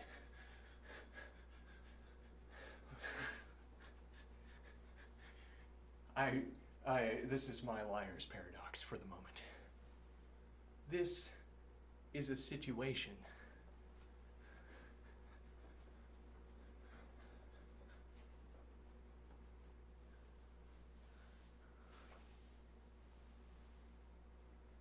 Okay. This is a situation, okay? This is a tautology.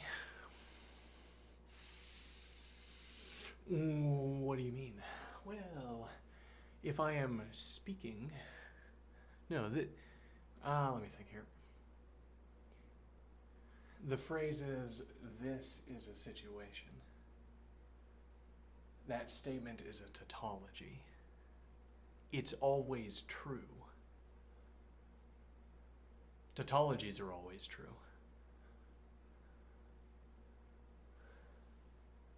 Tautologies are always true. And well, this is a situation is always true as well.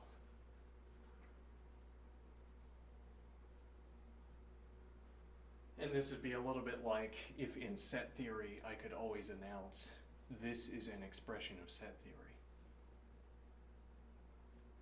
But there is no, we haven't given ourselves that mechanical capacity. Though I could sort of paper mache around it, I could wireframe around it, I suppose. I could construct a statement, an expression in axiomatic set theory where when I read it as asserting, given how I use axiomatic set theory assertions, given how I use axiomatic set theoretic expressions in making assertions, when I read this axiomatic set theoretic expression, what I hear is the assertion that this is an expression.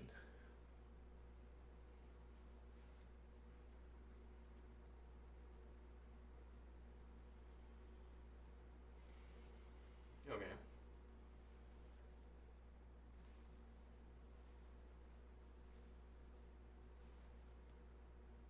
Whereas I could have an operator. Okay, it's E of A. For all x, E of x if and only if x is an expression. All right, now I nearly need to be able to reference my own expression that I'm currently writing in, and then I could say of this expression that it is it is an expression. What is this point going for? Hold on. So I said this is a situation, and then I said that would be like, that kind of expression is like saying in a logical expression, this is an expression. In the sense that the characterization that carries over between these two cases, the situation and the logical expression, is that if I am saying this is a situation, that statement is a tautology. If I am succeeding at writing a logical construction, then the statement that this is a logical expression is a tautology. It's a tautology not because it's demonstrably a tautology, but because look at it.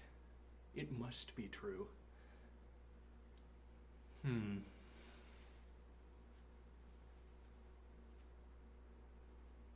Because all of the there aren't alternative circumstances.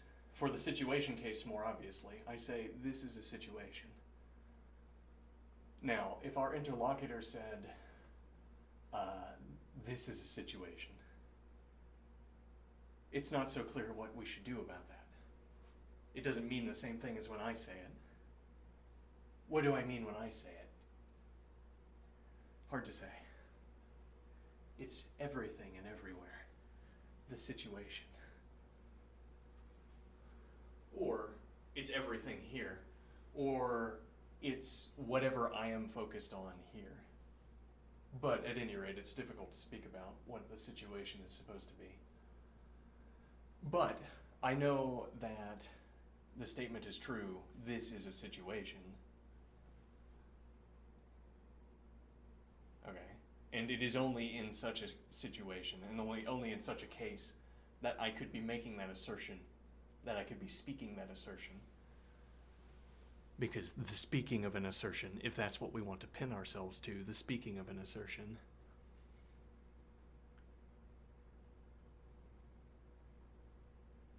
Let me see here. The speaking of an assertion is like we would want to say, the speaking of an assertion requires the recruitment of vocal cords, and vocal cords are objects in the world, and consequently, situation. The phrase situation has to have something to do with the world, and when we say, I am, let me see, this is a situation, speaking that recruited the vocal cords, which is how we get syntactically intertangled with the word the world, or where we get syntactically intertangled with an object as opposed to situation, which as of yet does not reference an object. But if we pin ourselves to speaking, if I say, this is a situation was spoken, as it were, that implies that there's an object in the world that has become relevant to our discussion, namely the vocal cords.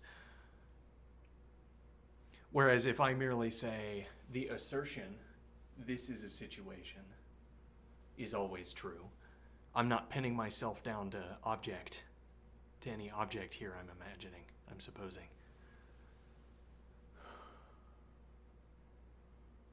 Now what is the point here?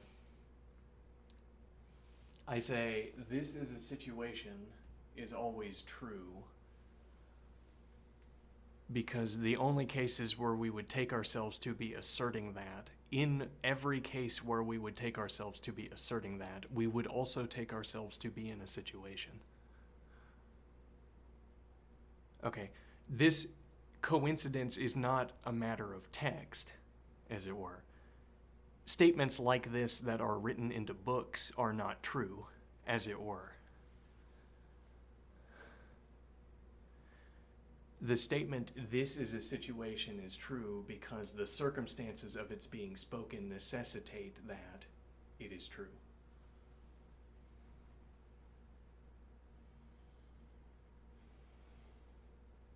For any person to be making such an assertion, that person, it would be a true statement for that person. Okay. Similarly, I wanted to say, to shape this discussion, if we had a logical operator where I could name the current expression, and then I say, of this expression, this is an expression, that statement would also always be true if I took the current expression and put it into this operator. If I instead had an illegal operation at the end of this, then I would not have succeeded in constructing one of the expressions I was interested in reading, and I wouldn't care about the answer.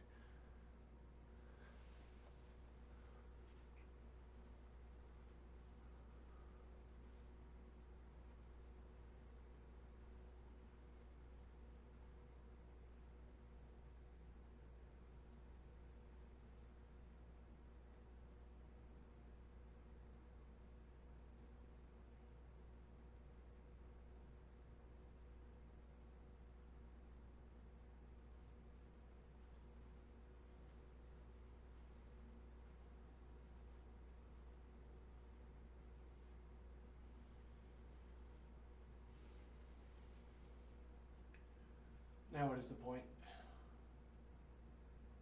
And yet it's not a logical truth that the statement, "this is a situation," is always true.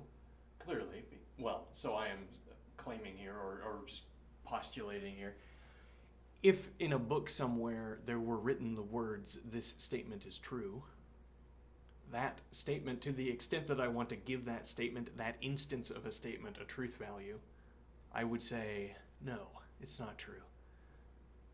It's false for all of those cases. As it were, the narrator of a book is not such as to be able to assert that this is a situation.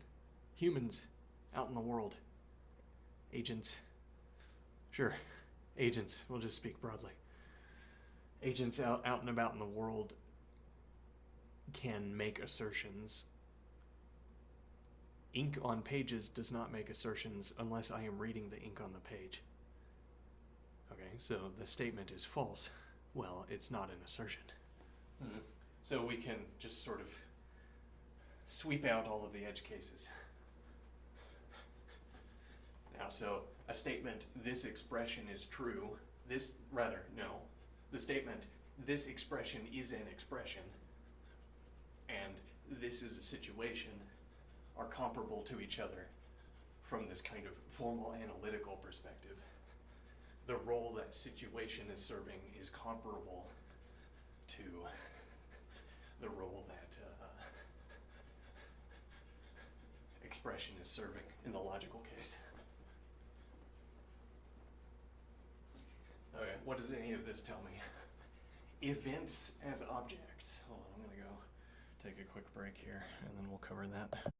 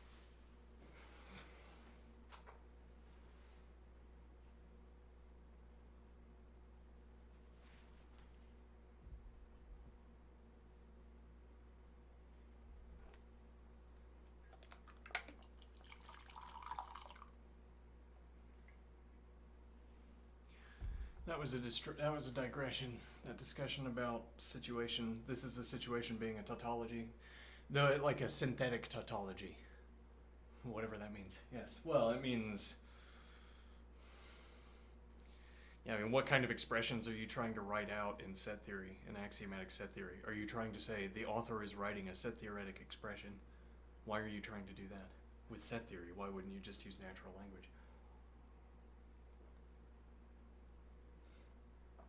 I assume the motivation for using set theory is that it's a faster way to speak about some things, but it's not a faster way to say, I am writing an expression.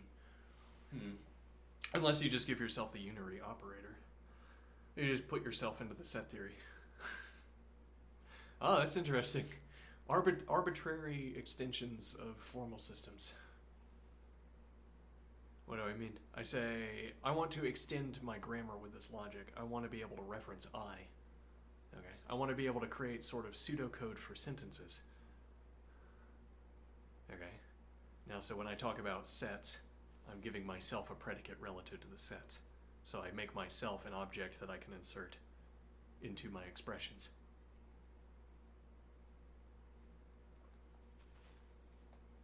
Okay, and this would let me construct sentences that look to mine ear like, sound to mine ear like, the author is writing a set theory expression.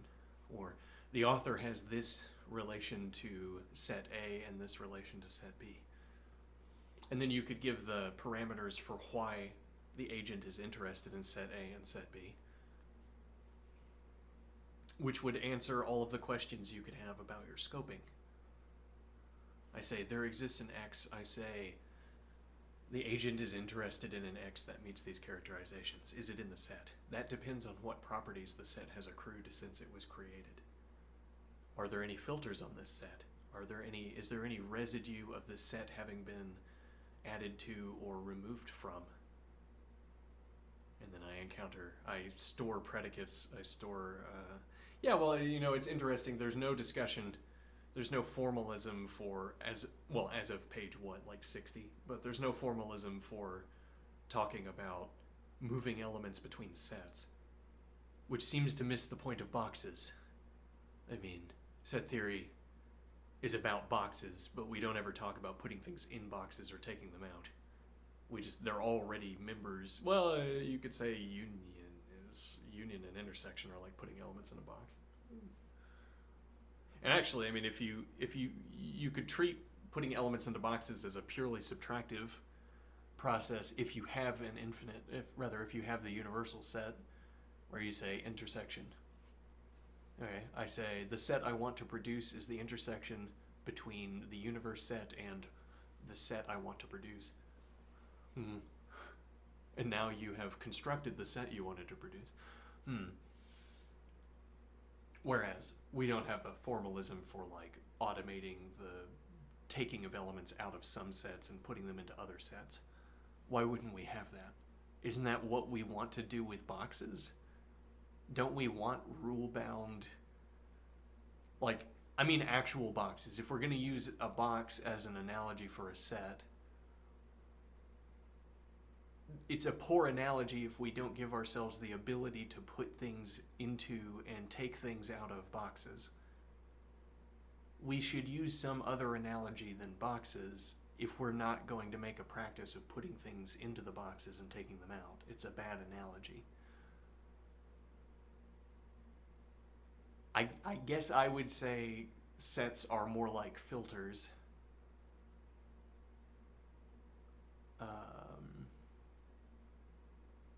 For each other. You stack filters up and you're interested in what values survive the filtration process. Or you unite. You can add sets. Yes, well, and then you construct, I can construct an individual addition by isolating an element through an adequate sequence of intersections, I suppose. And then I could say union between the set that contains this sort of harvested element and then an existing set. And this would be a way of adding a single element to a set. Yeah, but okay, I guess I'm choking on this idea that boxes, a bad analogy for set theory. Okay, now what I'm going to ask the model to do, let's see what this does. Let's see how the interlocutor responds.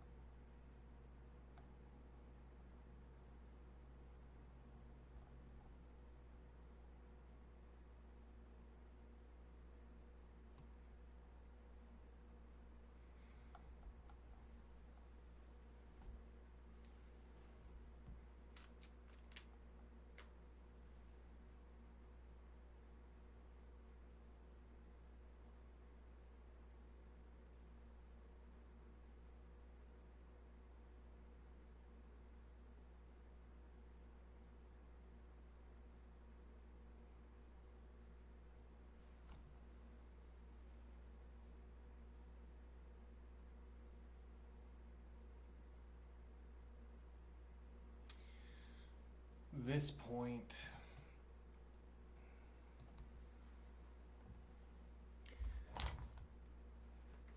here I want to say, well, we know my disposition here. I want to say that objects, so this is, in a way, this is contrasting, not in a way, but I mean, directly, this is contrasting with the wording used for, well, this is contrasting with object status, objecthood. Okay. But now the thing under dispute is something that unfolds or occurs, not something that merely is. So one way we could become one juncture at which we could become disputatious here is thing. Thing means object. This is a synonym for object. Suppose I want to say, now the thing under dispute is something that unfolds or occurs, not something that merely is. Now, so something that merely is, if you want that to mean object, then I agree that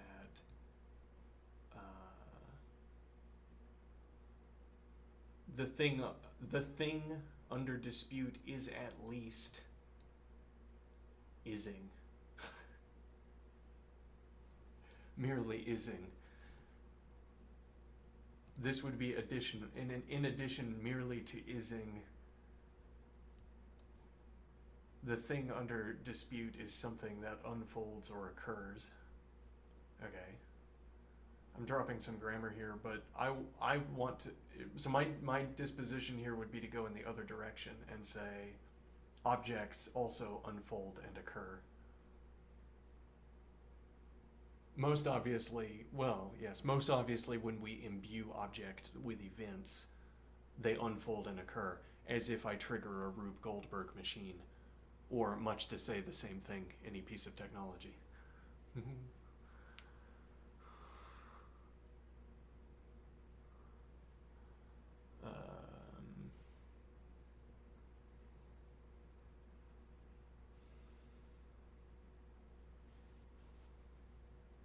So what is the idea? Right, but so the broader idea here is about how we are talking, right? And what is that observation about how we are talking? When we have objects in grammar, when we have grammar objects corresponding to actual objects, when we have grammar objects, or when we have grammar objects corresponding to actual objects. I like that use of the word or there, because I could or that statement on at any point with any other statement, but it's only relevant to do it here where it's mostly a restatement. This is the kind of case where the ability to graft on an or expression is intended to be helpful. You graft on an or expression when you're saying one thing and then the same thing but just a little bit more speculative. So you say the one thing and you say the thing that is a little bit more speculative, more likely to be wrong, and each step of the way you perform the same tests, and if at the end you haven't shed the or, you get to keep it. You get to take it along with you. You get the stronger statement. And this is why we have or introduction. Not so that we can play tricks with contradiction. Mechanical tricks with contradiction. But I mean, do as you will. Now, what is my point here? My point here is that, right, so we have the more disputatious claim. Let me think here. I'm dropping my grammar, but this is why we should be taking notes instead of speaking while looking.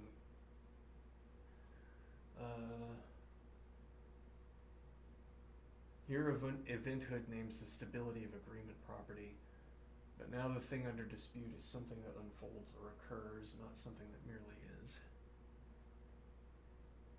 And I want to say that the object also unfolds and occurs. But then I wanted to allow that when we have a grammar object, when we have a relevant grammar object,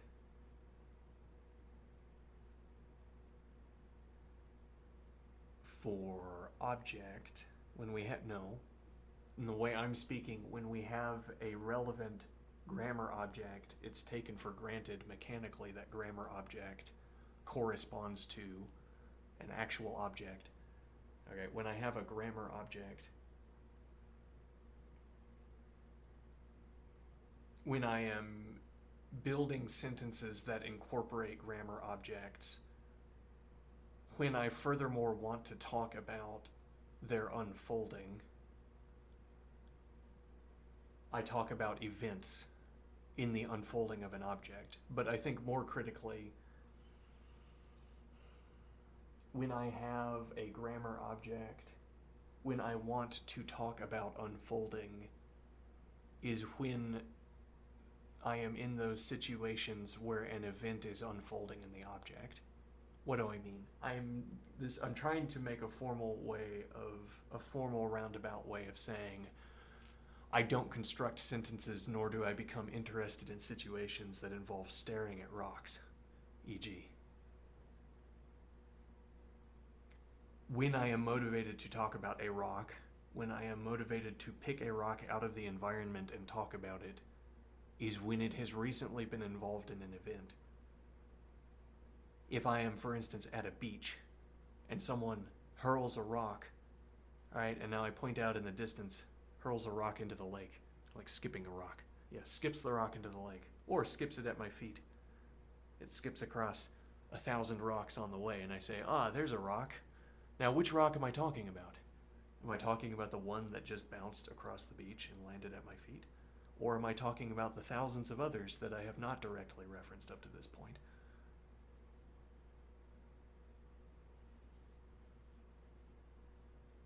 And this point is to say that when I talk about objects unfolding or occurring, when I construct sentences where I would want to characterize those sentences as depicting or discussing an object unfolding or occurring,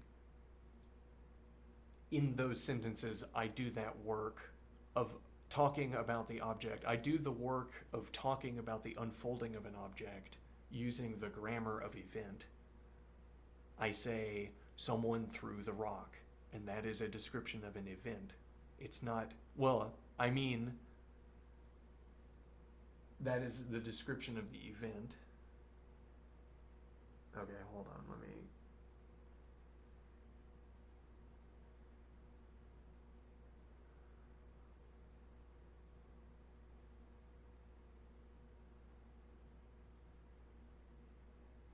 I would agree that that sentence references an event. Okay, and the point would be that alternatively, we could try to talk about objects in such a way where it natively, as it were, or it natively makes sense to talk about objects unfolding or occurring. We could try to think. It's difficult to see how this would happen, how this would work, but we could try to think about objects so that we don't have to talk about events in order to say of objects that they are unfolding, so that we don't have to be constructing sentences about events in order also to be constructing sentences in which we are discussing the unfolding of objects. Objects could unfold by sitting still on a table, without an event description, without event grammar. And then we would only have the grammar object. We wouldn't have the grammar event. So now I say, my disposition is to say that objects unfold and they occur. And yet on the other hand, I agree that if we were instead talking about grammar objects and grammar events, objects do not unfold. Events unfold in objects might be a valid characterization of the sentences we are prone to construct.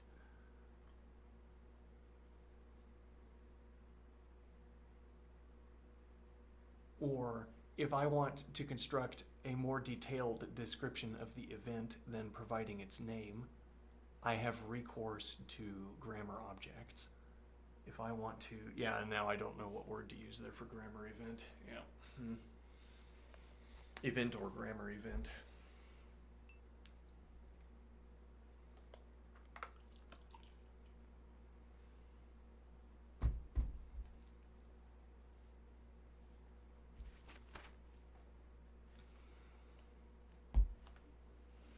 I'm going to make a digression point.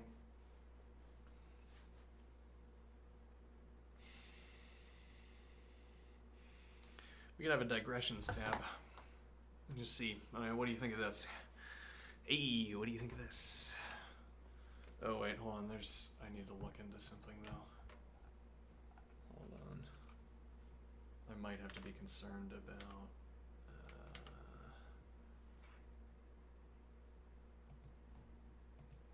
memory consumption. Where are my glasses? Oh, there we go. Let's see here.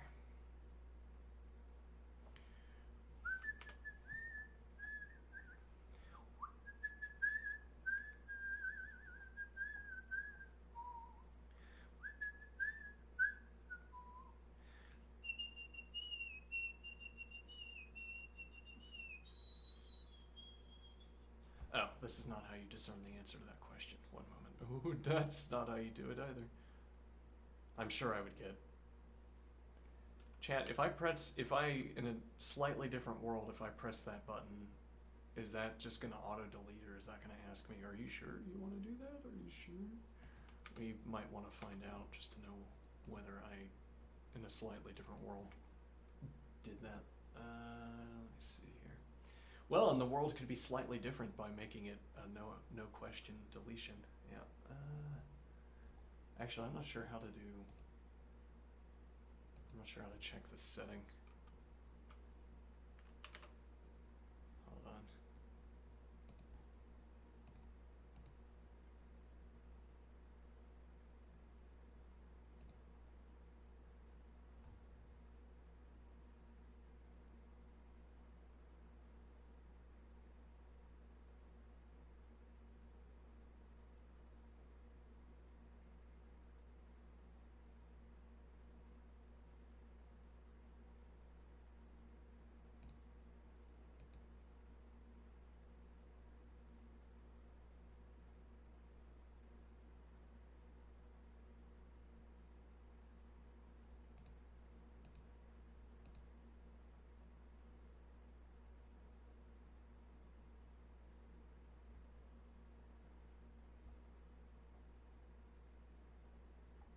Uh-huh.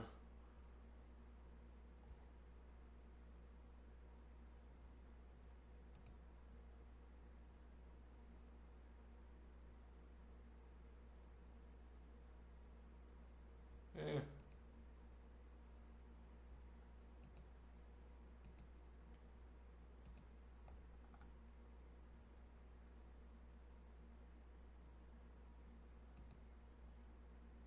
Okay, I don't know how to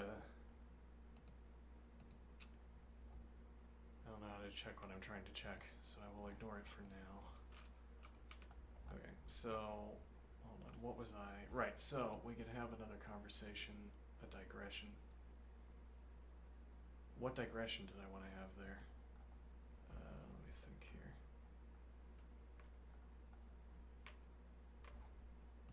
Okay, never mind. let me bring back. Oh, I went to. Well, whatever. Let me see. When did I do that? Unclear.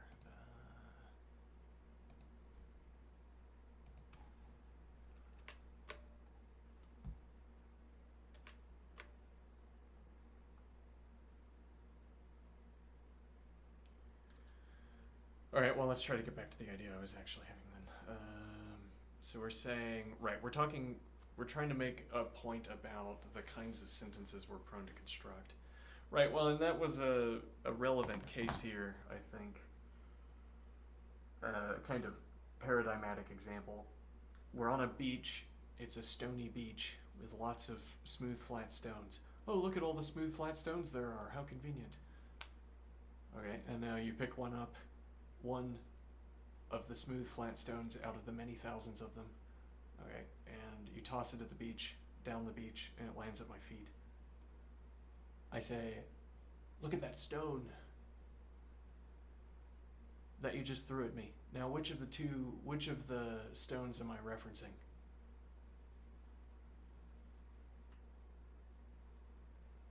I feel like we had finer control over the grammar when I initially came up with that example. The idea is that the point we're trying to make is that when we talk about objects unfolding, when we talk about something that unfolds or occurs, a common grammatical form of such sentences is to describe an event, and then further to describe an event unfolding in an object, which is usually coincident, maybe always coincident, because we only call events something that unfolds within objects. Okay, now the point would be, let me see here. In order for us to construct sentences in which objects unfolded on their own, unfolded in the absence of events, we would have to be talking in a different way from how we typically talk. How we typically talk generates sentences where the grammar is determined by object and event unfolding an object, as opposed to the case where object unfolds, which would be that would be a characterization of a kind of sentence that we do not produce. The speaker spoke as if the object unfolds. The speaker spoke as if objects unfold through events, or events unfold within objects. The latter two of these should sound more familiar and bring more examples to mind. It will cover almost all sentences where we talk about the unfolding of events, maybe all of them. We say, something happened somewhere. Something happened under these conditions, where those conditions are themselves stated in terms of objects. Though if I speak generally enough, it's easy to make descriptions, characterizations that are applicable to every sentence. Maybe not that easy, but now what is the idea? So this is a kind of agreement that we have with our interlocutor here. Here, eventhood names the stability of agreement property, but now the thing under dispute is something that unfolds or occurs. The thing under dispute. I suppose we'd have to clarify what that means. Are we talking about the dispute itself? Are we talking about... Well, we want to say that... Let me see. Let me go back up to the original statement up here. A and B hold O in common if and only if for every practically relevant situation S that can arise in their collaboration, A and S and B and S will not disagree about what O is or how to pick it out. This reframes objecthood as a stability of agreement property across a space of foreseeable situations. Okay.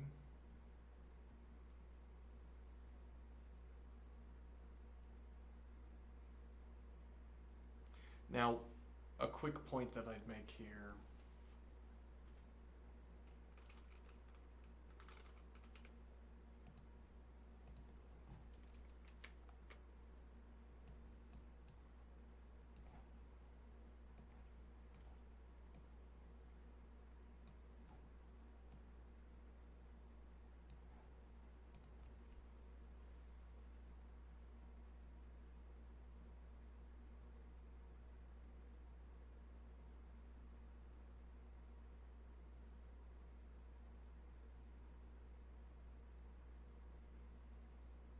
Okay, so one point that I want to make here is that the purpose of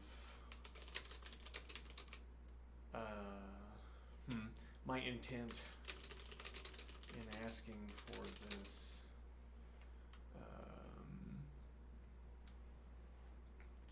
re-expression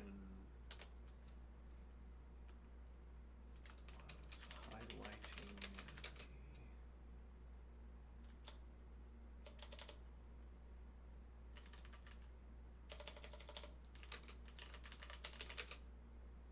my intent in asking for this re-expression was in highlighting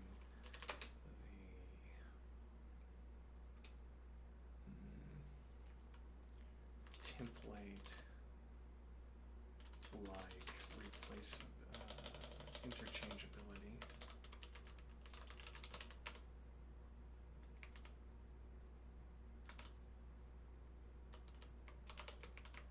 My intent in asking for this re-expression was in highlighting the template-like interchangeability of the two phrases, two words, event and object.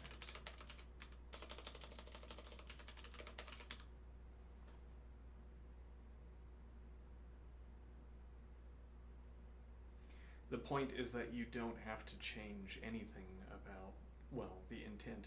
Well, okay, the point is to observe that you don't have to change any of the words. You can hot swap these two words and the whole expression still works. Now, does that tell us anything about similarity between what we're describing?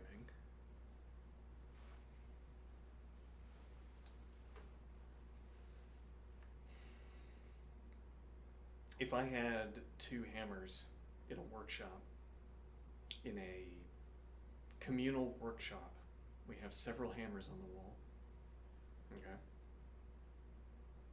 They're all the same.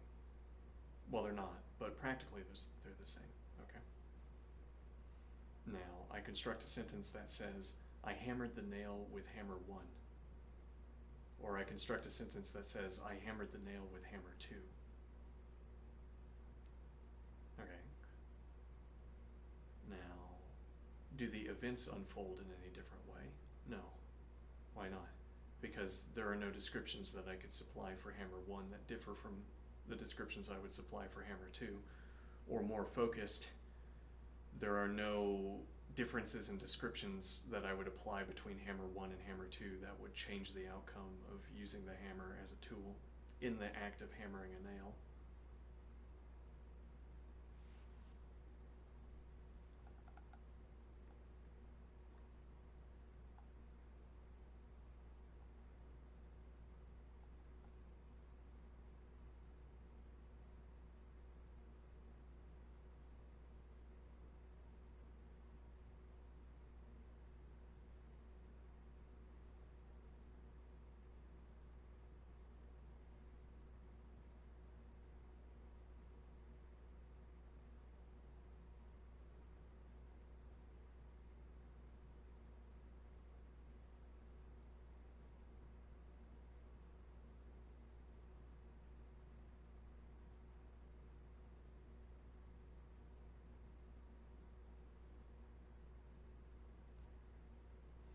This is also taking things in an interesting direction. I'm not sure that we're following along with, I'm not sure how closely this follows to the observation I want to make. But there's a point here that if you can walk together to the end of an observation, then you diverge there, as it were. I mean, if we've walked this far together, and the interlocutor is standing about 3 feet in that direction. And I say, what do you see over there? Anything interesting? And the interlocutor says, I see all of this. I say, oh yes, that is interesting. However, that's not what I see anymore. What I see is something different.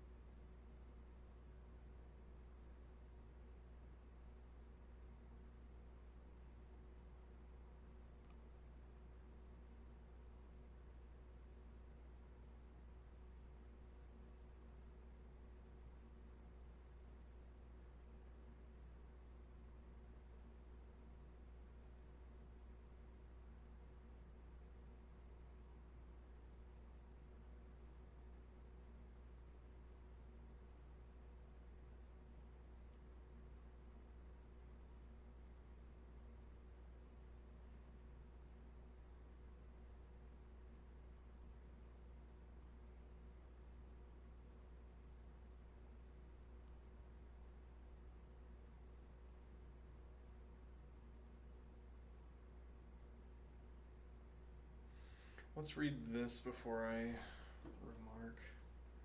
So, Temporal profile. What shifts when we go from object to event? Temporal profile. Objects persist or at least endure. You can point again later. Transient or interval bound for events. You must index by when it happened. Okay. Though notably you can use in-scene descriptions. As in I can point at something in the image as my timekeeper. Most obviously if I have a video with a clock in it. Fortuitously, the video gives me just as much information as the clock, or rather the video of the clock gives me the same information the clock would have. Boundaries, spatial/syntactic slices, token, block, runtime value.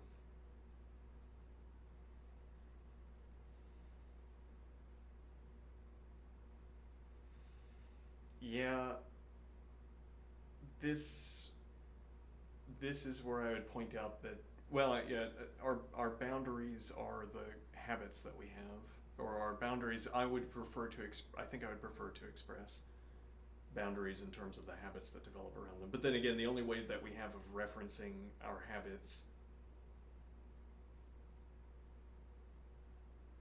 the way we most readily reference our habits, if we want to talk about them, is to talk about spatial/syntactic slices.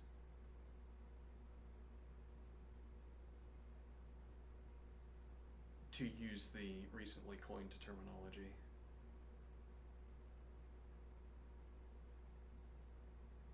Which we could call features of our experience, for instance. Start-stop cuts, e.g. the database migration at 2.0.0.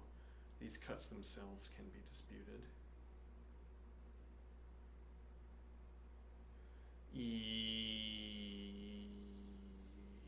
It's like, what effects do you want to incorporate into the event?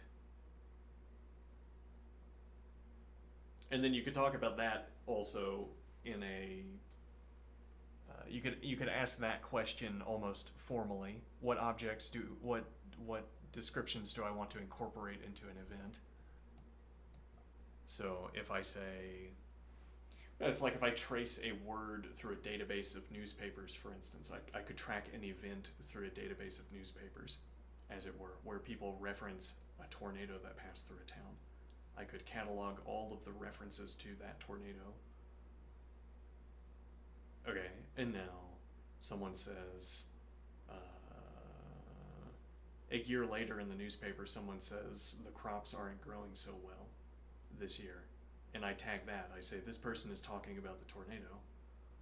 And you say, no, the person is talking about the field not growing produce as well. And I say, yes, that's because of the tornado. This is an effect of the tornado. The field isn't growing as well because the tornado passed through. And you say, the tornado didn't pass through that field. And I say, no, the debris was poisonous. The debris that landed in the field, e.g., something like this. Or whatever debris was bad for plant growth. Okay. Now the idea is, well, this would be a way of finitizing this discussion. We talk about all extant references to either the name of the event, most obviously, or side effects of the event. And now the question is, where do you put that boundary? I want to say all of these references are about the event, and you want to say that a different pile of references is about the event. More, less, or different references.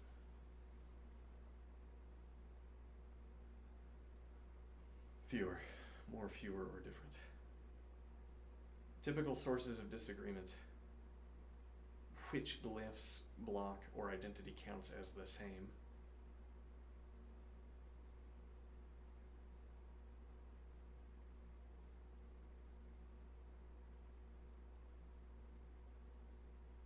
When the event starts/ends, whether two manifestations are the same occurrence or separate repeats. Diagnostic probes. Rename, refactor, reload. Let's see. Retimestamp, replay logs, simulate latency.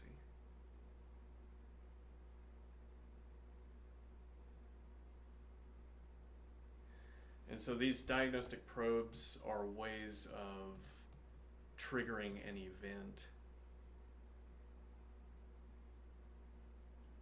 as it were, triggering an event that leads to disagreement.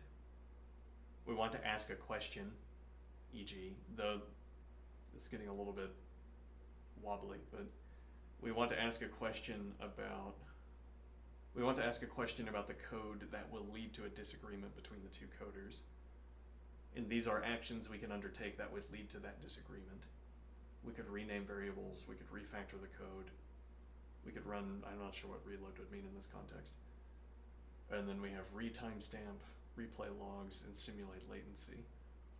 So these would trigger events in the code. As opposed to the case where when I perform a renaming and then I look at both the coders and they start saying, no. Or someone says, yes, that's right, and the other says, no, we don't have any additional storytelling at this point. Now, I have brought about the event where the juncture, let's say, at which they disagree, whereas playing the code back forward or performing these various operations, you'd say, this is not a place where it makes sense to put a timestamp. Okay, you put it too early. Why would you put it there? Clearly, this is the relevant timestamp if we play a video forward of the event. And I say, no, we should roll the timestamp back because this is part of the event. This thing I'm pointing at over here is part of this event.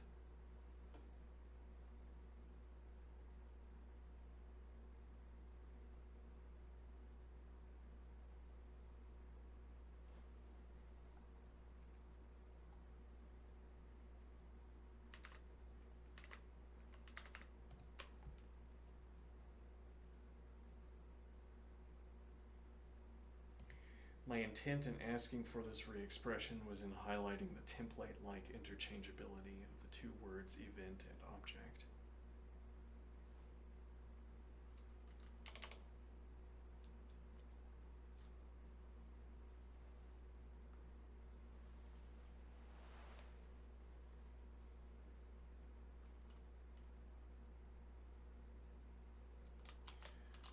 When I am satisfied,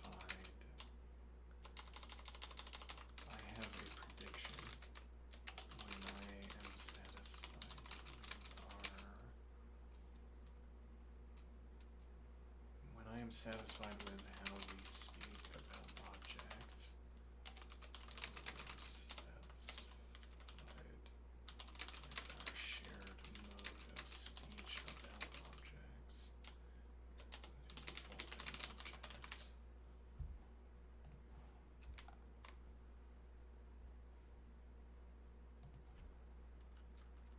I have a prediction.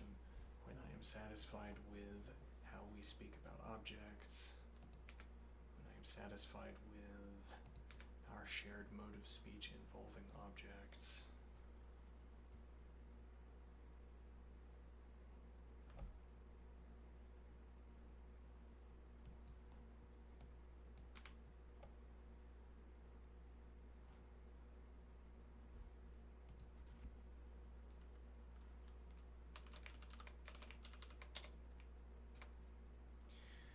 when I am satisfied with how we speak about objects, or how we speak. Yeah, this is not clarifying for me. All right, I'll do one of them.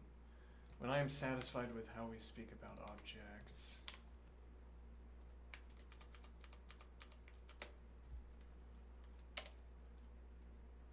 we will be speaking about objects as if objects unfold and occur.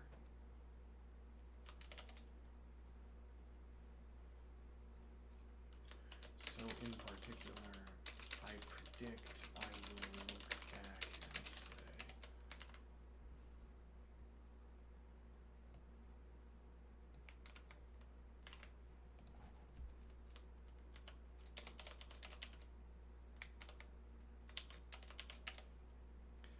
so in particular, I will look back and say,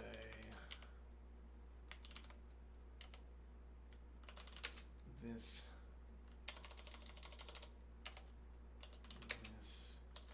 quote evinces a distinction I do not believe holds. I do not speak about objects as if unfolding and occurring is a distinction between objects and events. I do not speak about objects and events as if unfolding and occurring is a distinction between objects and events.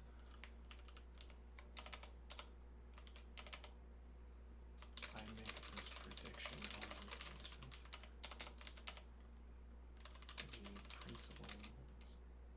The principle of objecthood, our definition for objecthood,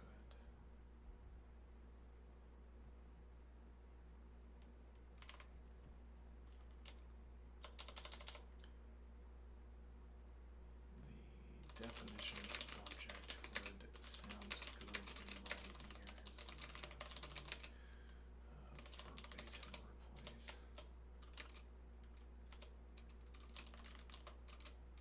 Even after we verbatim replace, for instance of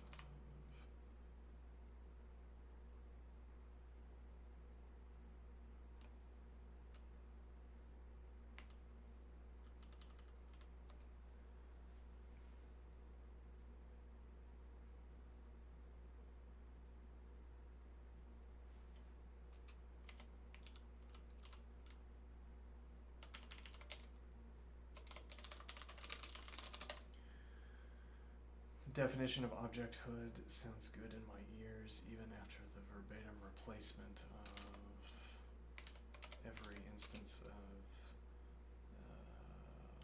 object with event.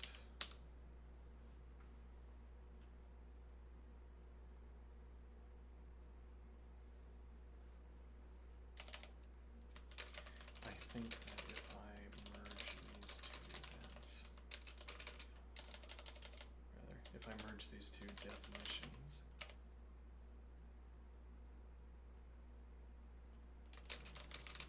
want to use the same definition interchangeably.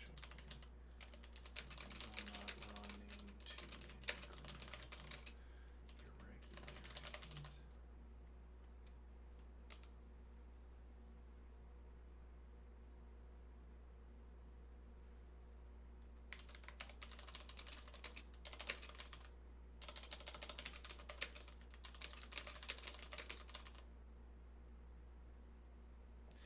We will be able to use the same definition interchangeably between the event cases and between the object cases and the event cases, and we will not run into any grammatical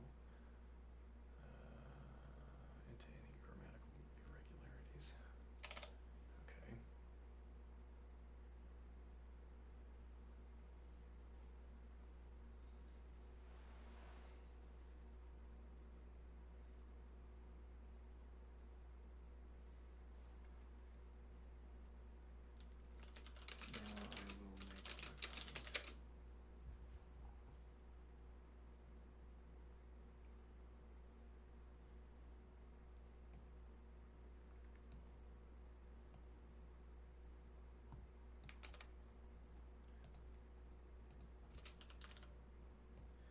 Now I will make a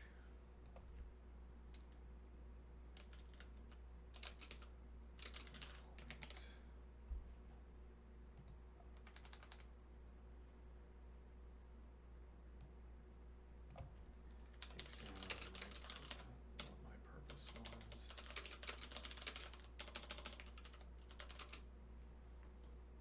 Now I will examine what my purpose was in highlighting the template-like interchangeability of the two words event and object.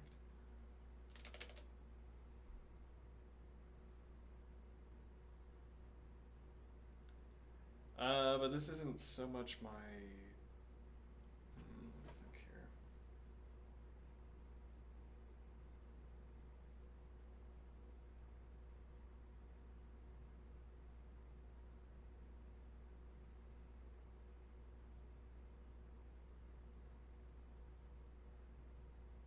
This would be good if it were true. This would be like,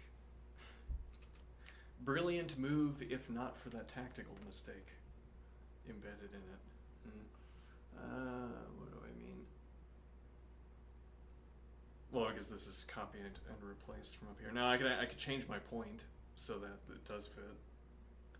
Well, what was my original point in introducing this idea?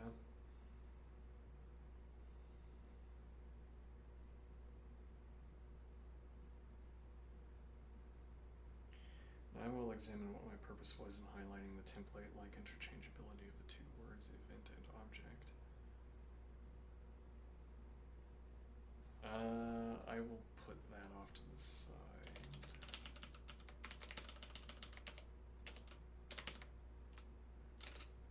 I will relate the idea of structure.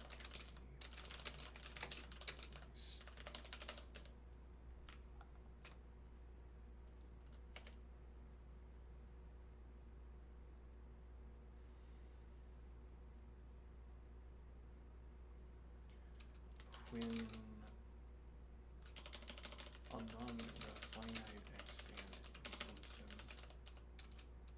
among the finite extant instances of sentences where we would agree that people talk about unfolding for either events or objects, we would characterize those sentences. Characterize many of those sentences as discussions of events unfolding in objects or events unfolding in places.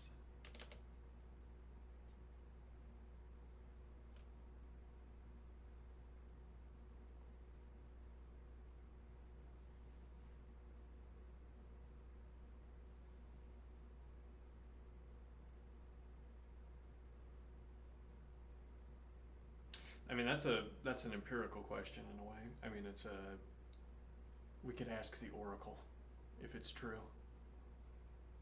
There's a way of determining the truth of this question. Is it the case that when we come up with adequate rules for choosing discussions about sentences about unfolding for either events or objects, that we would further characterize many of those sentences, say most of those sentences, as discussions of events unfolding in objects or events unfolding in places?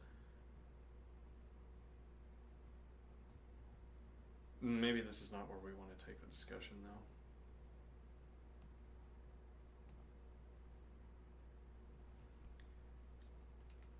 If we are to construct, when we construct sentences that recount an unfolding or occurrence, when we construct sentences that recount an unfolding or occurrence,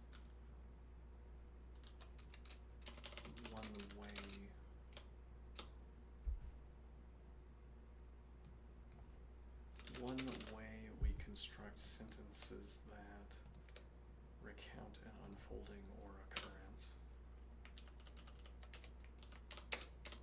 One way we construct sentences that recount an unfolding or occurrence is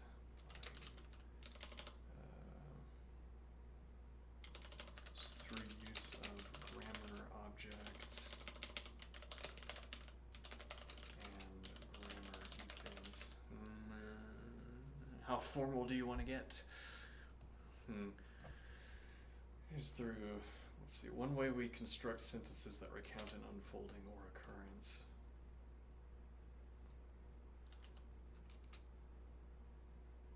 One class of sentences we construct that recount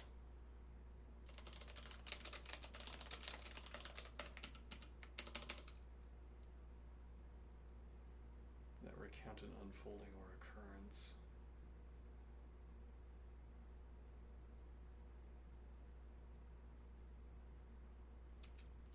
Involves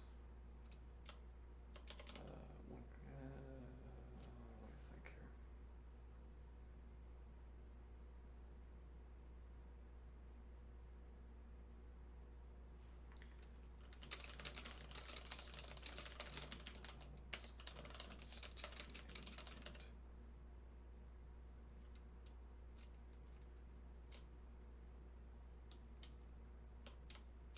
Is that class of sentences that specifies events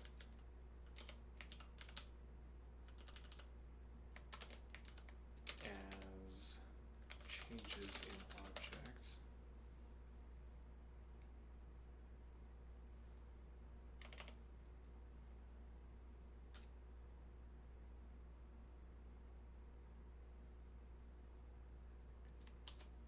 So if a typical sentence,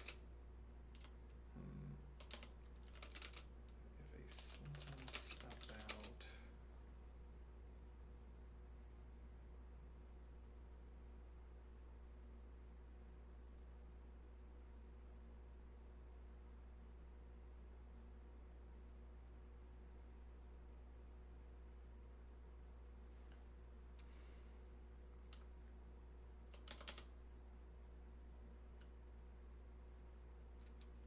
say, one thing we do, one way we talk about events is indirectly.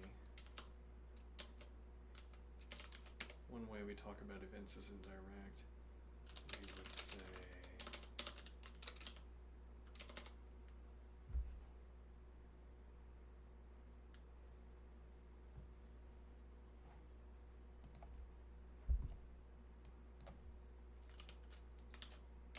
one way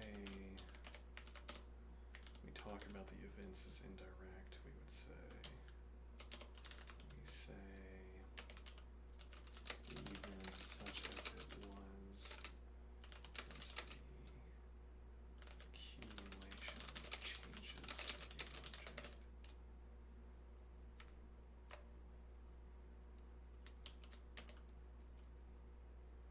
object. We don't explicitly mention any of that at all. In such a case, we might infer the event out of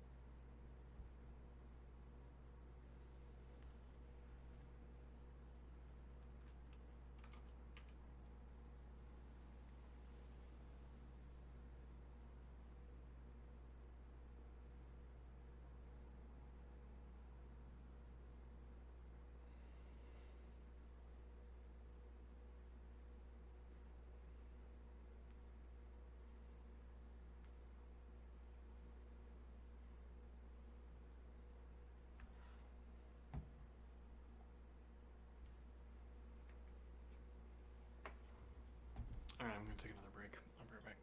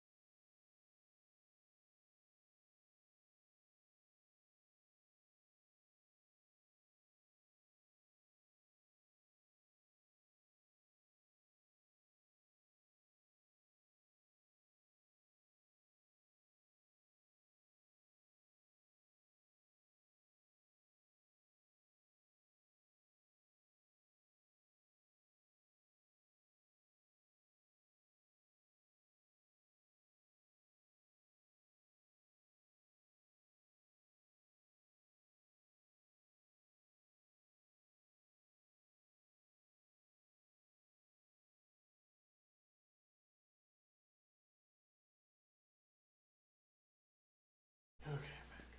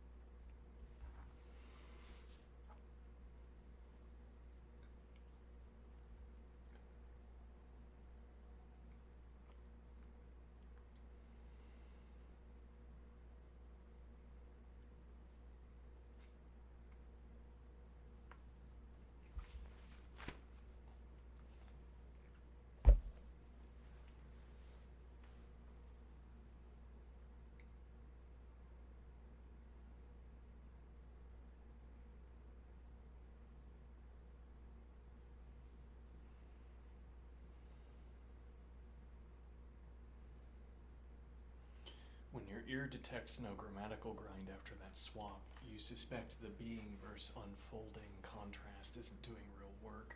The two nouns merely flag different angles on one and the same stability of agreement relation. I'm inclined to agree the distinction is not metaphysical but perspectival. The moment we describe how an object maintains identity across edits, versions, and uses, we end up telling a little history, an unfolding. Conversely, the minute we anchor an event in logs, timestamps, or causal chains, we reify slices of that history into a quasi-static entity that we can name, store, and revisit.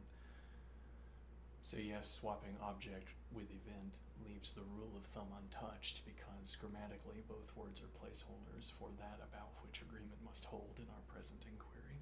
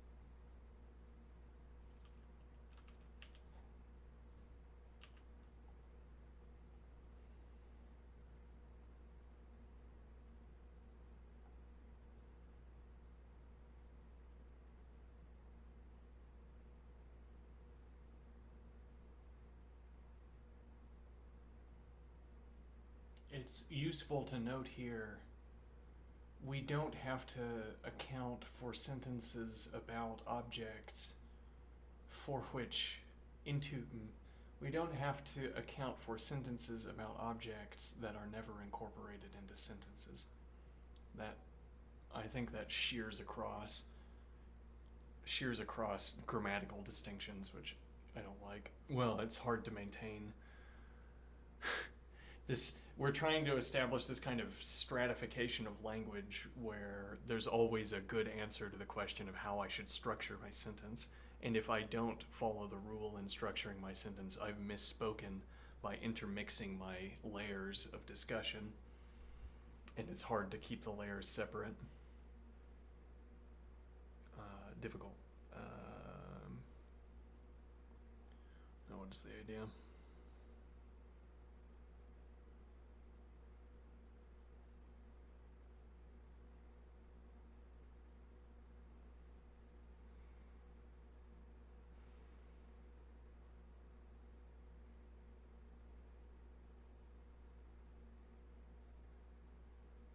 I said it's useful to note here, and then I've dropped my sentence. Yeah. Maybe we need to test the dictation button.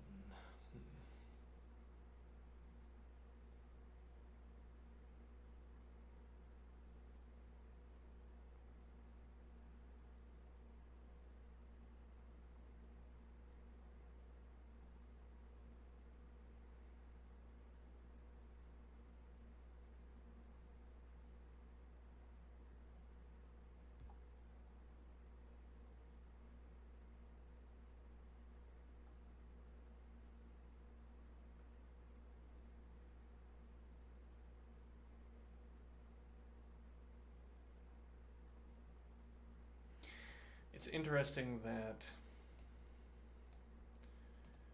this syntax here, talking about, well, actually music has the same benefit. Using music as an example as opposed to coding has some of the same benefits, albeit in a different direction.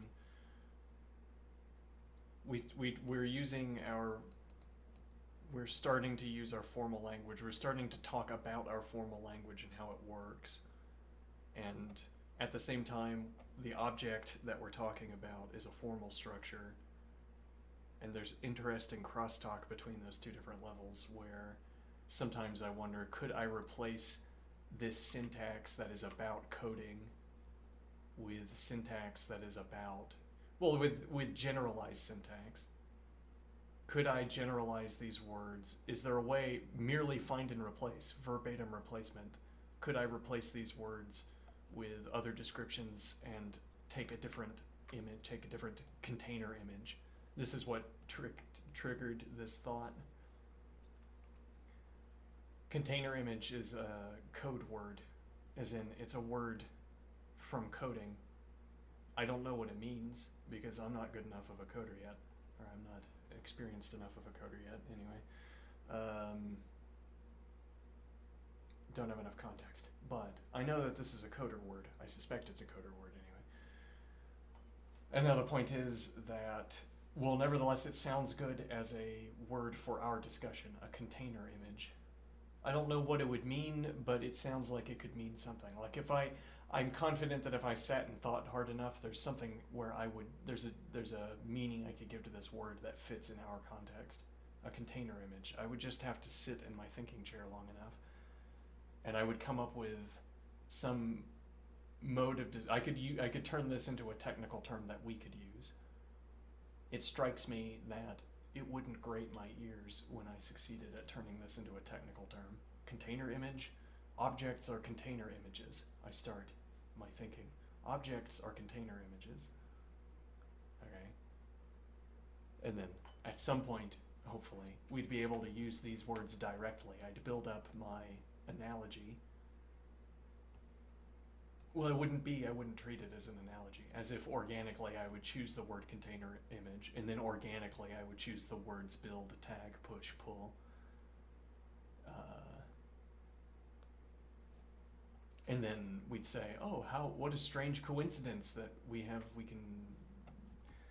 just swap the words out, we swap the object out of these two modes of description. Both modes of description hold for both or the mode of description holds for both ways of treating the object, either in our formal language or the object language.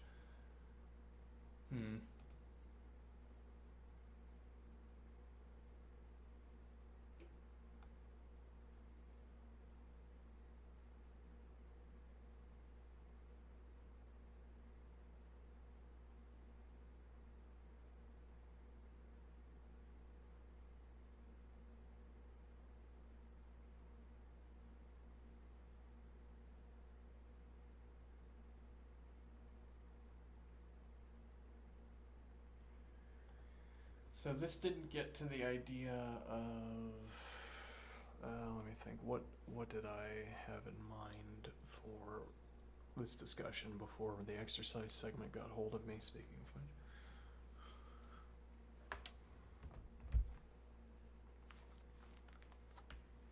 What did I have in mind?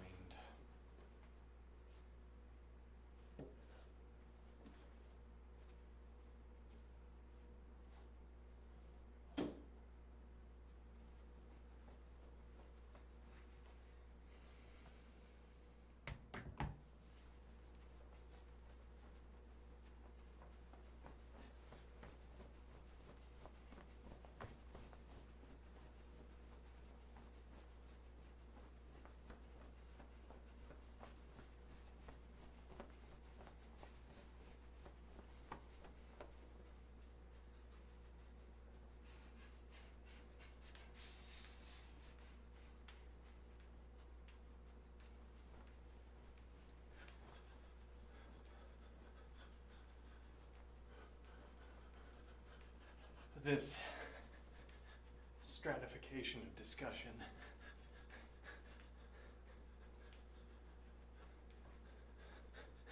do you suppose thinking with sets, thinking with types will facilitate that?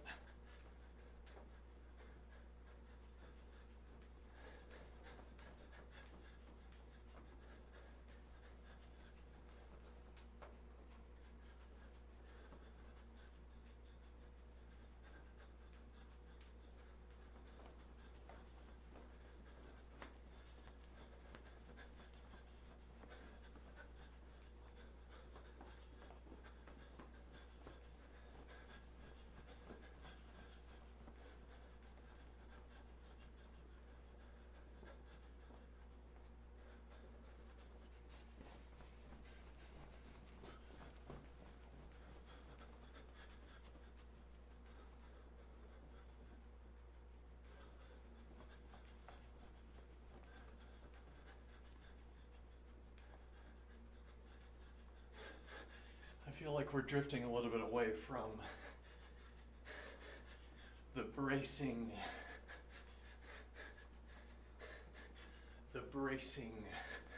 concrete, the bracing bottom-up understanding.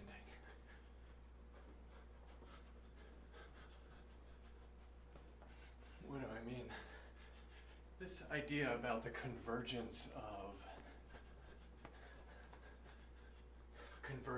habit.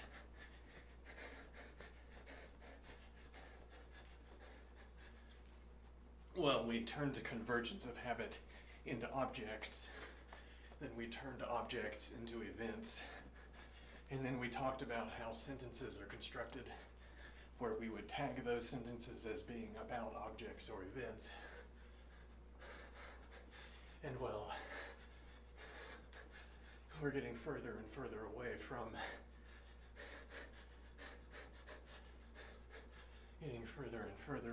what's real. The events aren't real. The objects aren't real.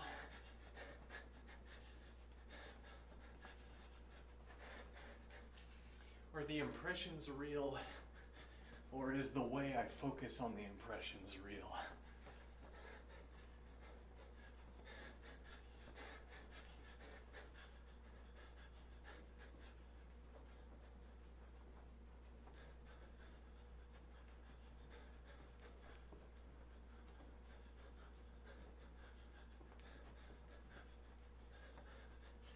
Are the impressions decisive, or is my way of focusing on the impressions decisive?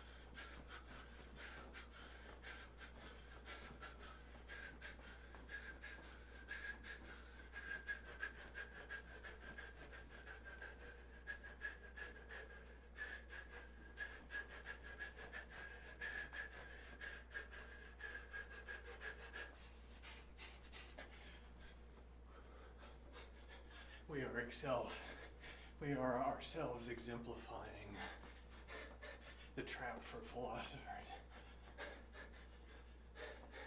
We get a glimpse of the real. And then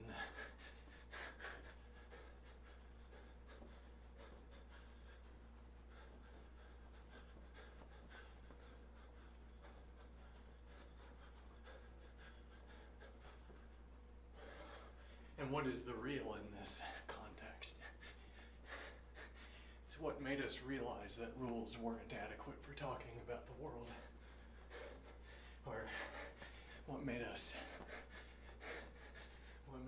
realize that there's something missed by the rules, I guess.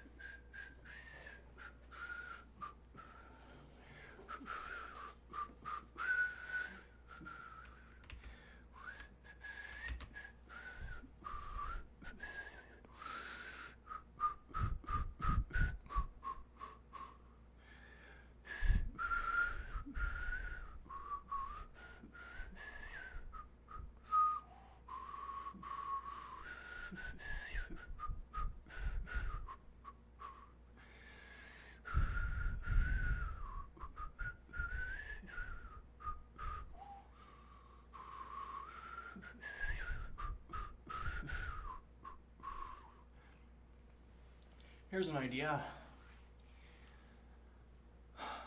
You write sheet music like this, okay? The pages are huge.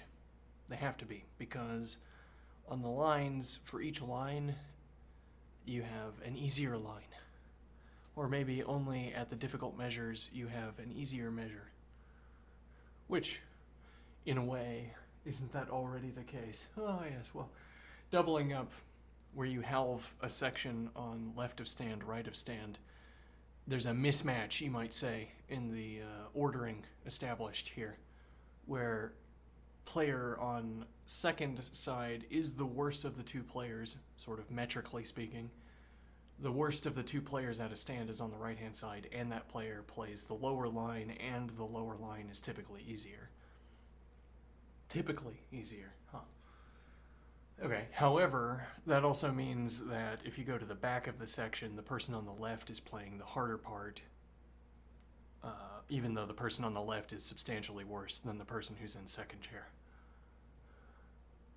So this division of the players up is not dividing the better players into the harder part and the worse players into the easier part.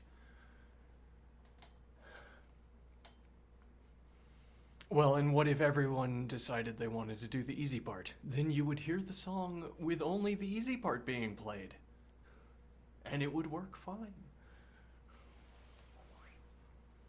Or you could have a soloist, the one person in the section who can play the part, and they practice that part really hard, and then they play it. And the one person in the section who plays it. Or two. Alright. And you just design music this way. It's not, it's not ℝℕiℕg. After the fashion of John Cage. It's not starting a Rube Goldberg machine, a non-deterministic Rube Goldberg machine, and capturing the sounds that it generates. It's not rolling dice to figure out what sounds we're going to choose. But you could get a slightly different performance. Even you could get widely different performances depending on either taste or skill level of the orchestra. And now the idea is, well, if you can't play the part, just go to the easy line. And if everyone goes to the easy line, then you get to hear the easy line version of the piece.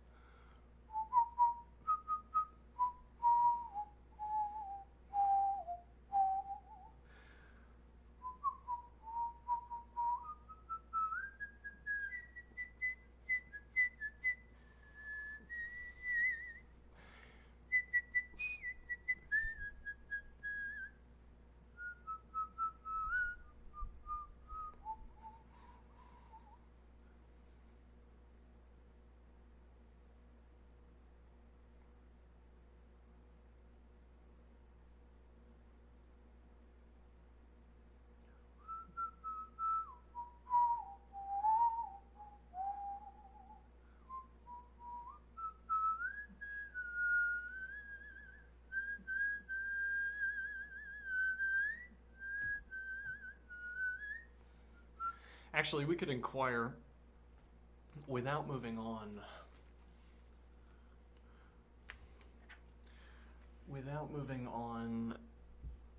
could you walk a tightrope for me, please? Whenever you use code examples, could we always hot swap in discussion about musicians instead?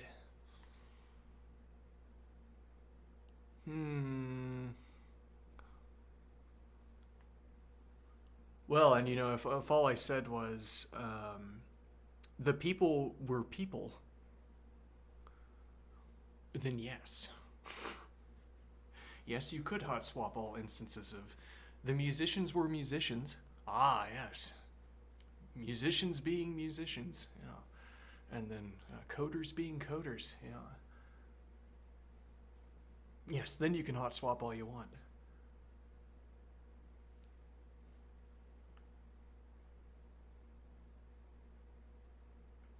The coder breathed.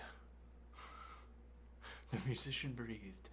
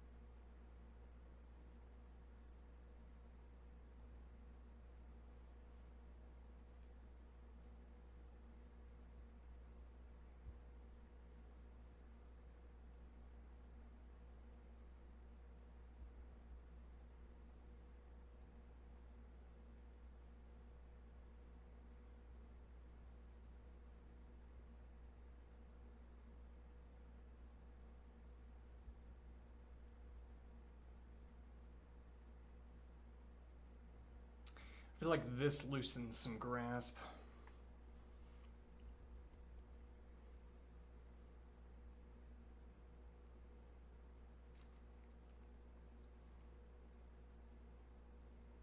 I think that if we merge these two definitions, we will be able to use the same definition interchangeably between the object cases and the event cases, and we will not run into any grammatical irregularities. This would be disagreement in how we talk, as in we are listening to each other talk about how we talk. We disagree about grammar, about what grammar is suitable, as opposed to disagreement and agreement that we have in this definition, where disagreement and agreement in this definition for objects let me think. We'll not disagree about what the event is or what the object is. So disagreement, we might explicitly identify this with a revelation of divergence of habit, or the occurrence, I don't know what word we want to use. This is also why we don't want our language to fan out merely because we then deprive ourselves of words. Like we burn out our line of thinking. Let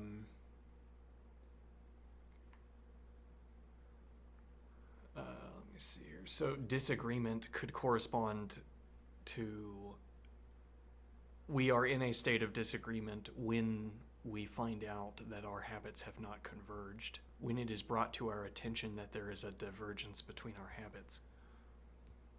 But now we're introducing this additional word, attention. Let me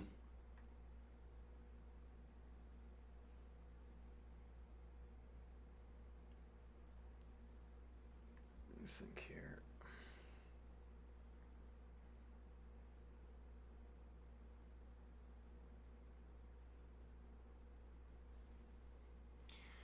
Strictly speaking, in the context of this definition, disagreement has something to do with. We know that we're trying hard to avoid giving ourselves an additional arena within which to speak. We want to stay in this local region, so I don't want to say disagreement occurs in a situation. Oh, actually, now I recall. Okay, yeah. All right, let me make this point.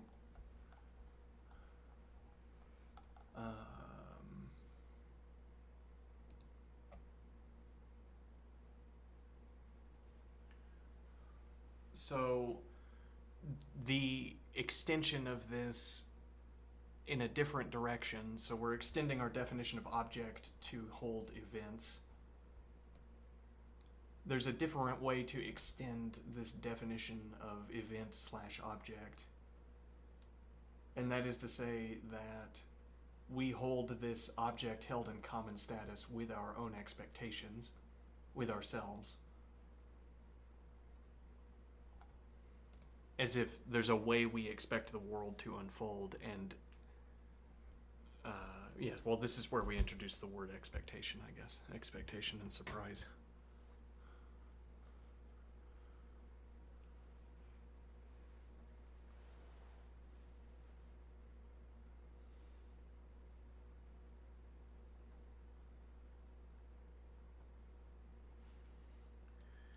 I must take a break, but I will leave you with,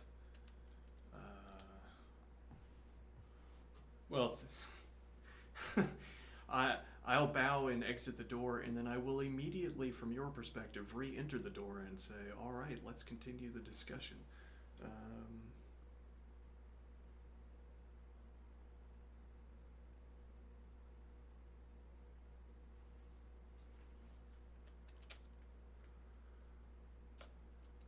I will say what is as much a reminder for me as a suggestion of direction for you.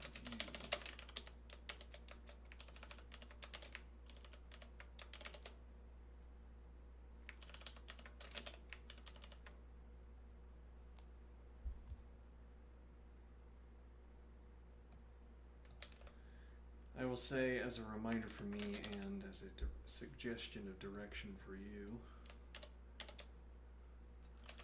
that our definition of object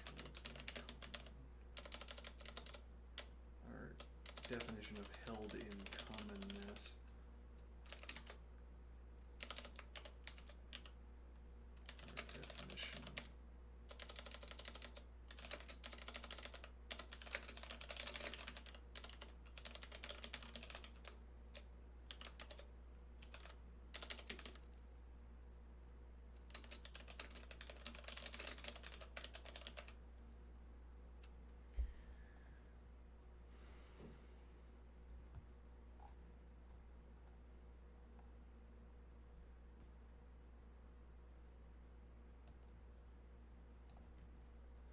that our definition of held in commonness, let me see,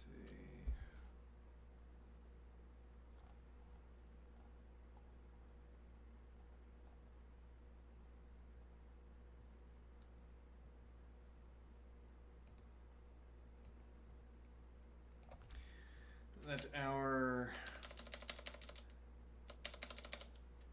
stability of agreement property predicate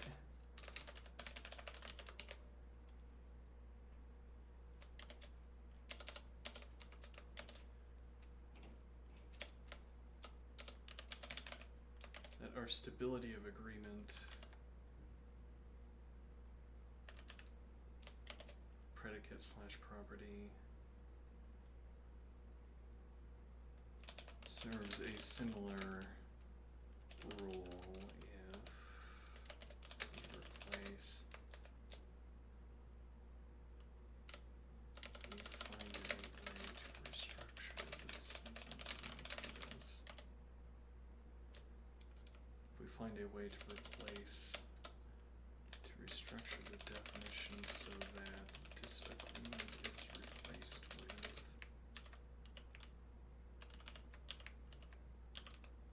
surprise. And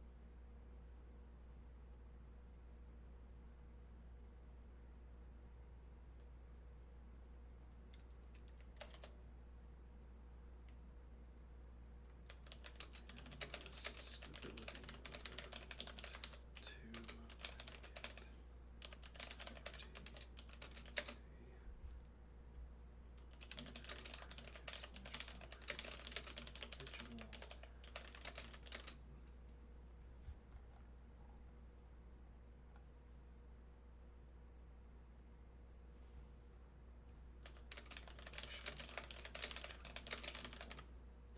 that our stability of agreement predicate slash property serves a similar rule if remains interesting if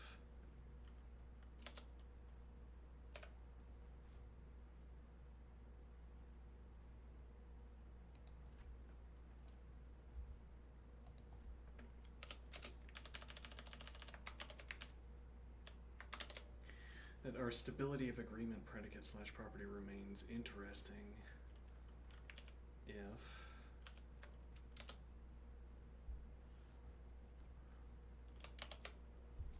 we find a way to restructure the definition so that disagreement is replaced with surprise. And this new stability of agreement to predicate slash property is a unary predicate slash property of an individual rather than a relational predicate between people.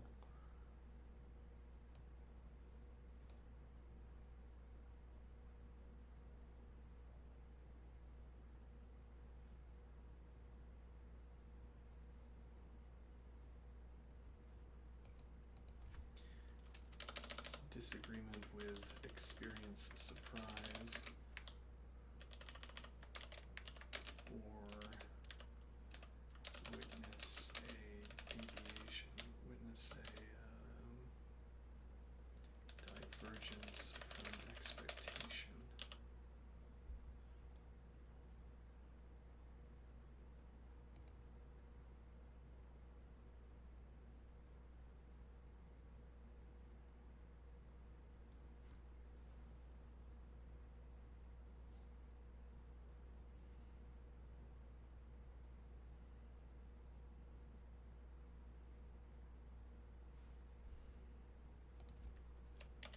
We will have to shear out maybe the clause. Well, okay, we can. Yeah, I'll let it go.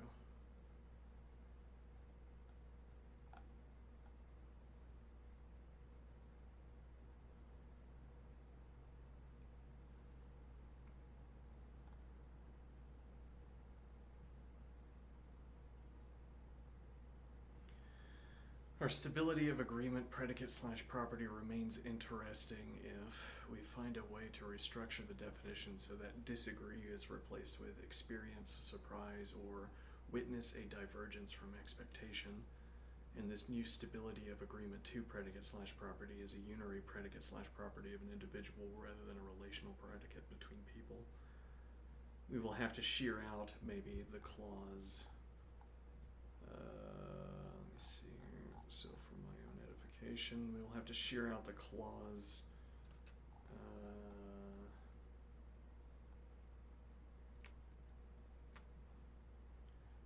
Will not disagree about what O is or how to pick it out. The object will always already have been picked out. Or there isn't a correlate to not knowing how to pick out an object. There can be disagreement about how to pick out an object, because if we take someone else, if I say, I think I understand how this person is going about linking all of these events into an object, let me see if I can do it myself. Okay, and I follow the same, what I think of as a checklist, I follow through, and I say, so this must be the object. And then the other person says, no, that's not what I was pointing at. Okay, that would be our disagreement, I suppose, about how we pick it out. Either we're disagreeing about, I disagree with person B concerning how person B is picking out the object, or in a different sense, we've merely picked it out in a different way, and that is our disagreement about how to pick out the object. That's another sort of cross grammar shearing observation.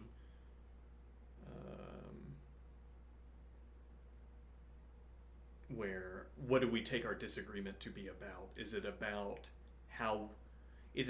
whether I have succeeded in following the routing you set out for picking out objects, or is our disagreement identical with me picking out a different object? Like, we could say that is our disagreement.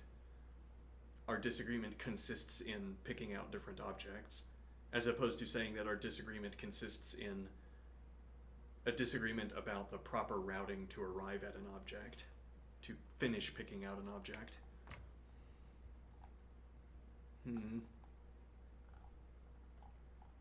Okay, so I'm saying that there isn't, if I am skillfully working in a workshop with a hammer in my hand, there is nothing there is to be picking out the object, and yet I am interacting with it, and I am susceptible to surprise. The hammer breaks, for instance. That would surprise me. Let's see.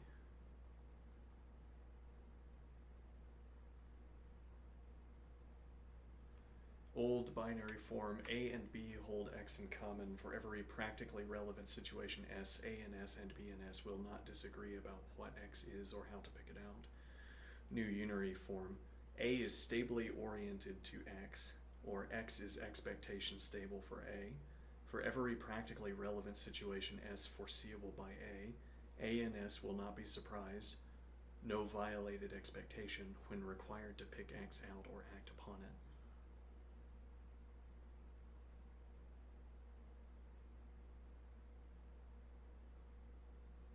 Well, and I could think that I could be surprised.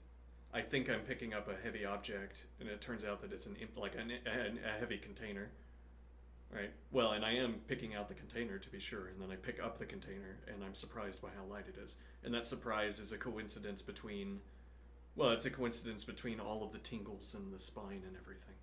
Yes, well, it's a coincidence between, being surprised is a coincidence between shock, as it were, but then the continuation of surprise is sort of sorting out why it is that I have experienced this shock in my chest.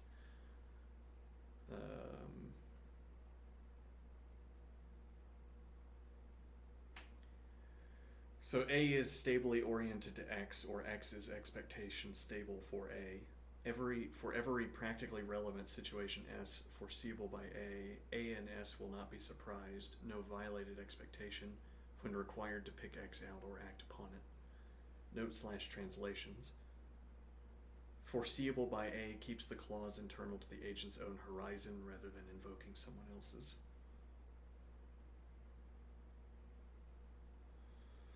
Yes, and good that this is being maintained. Let me see here. Yeah, well, so our definitions, we could have made a mistake here, as if this brought to mind a way we could have made a mistake in constructing our definitions if we were not adequately maintaining our grammar distinctions, if we weren't maintaining our grammar layerings that we've given ourselves.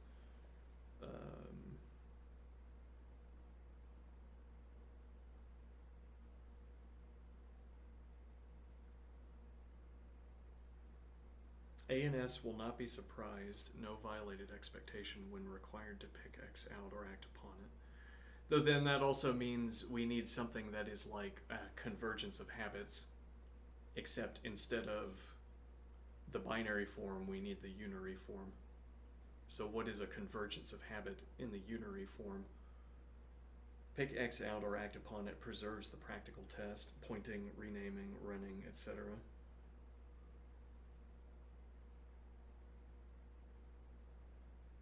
Surprise is roughly a break in A's smooth habitual continuation. Wittgenstein's I suddenly don't know how to go on.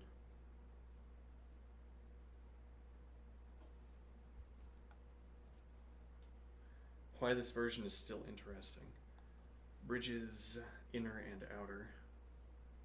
The moment two people's individual stability predicates overlap, their interaction remains friction-free. Divergence of surprises predicts future disagreements before they occur.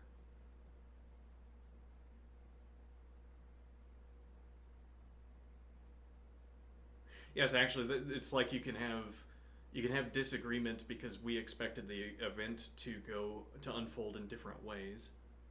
But we could also, in a way, have disagreement where I recognize that the event could unfold in two ways, and you don't recognize that or I suppose the event could unfold in two ways. And then, as it were, I'm surprised either way. Or either way satisfies my expectation, but I make note of which of the two, whereas for you, this passes by unnoticed. And then this would be divergence of surprise. I could also erroneously believe that one of two possibilities could unfold when not one of two, but only one of one could unfold. Maps neatly onto training. Convergent habits now mean for each coder, fewer and fewer situations trigger surprise about X. Surprise goes to 0 as habit converges. And matches first-person diagnostics. In live work, we misnotice misalignments first as private puzzles. Wait, why did that refactor break my mental model before they erupt into interpersonal disputes?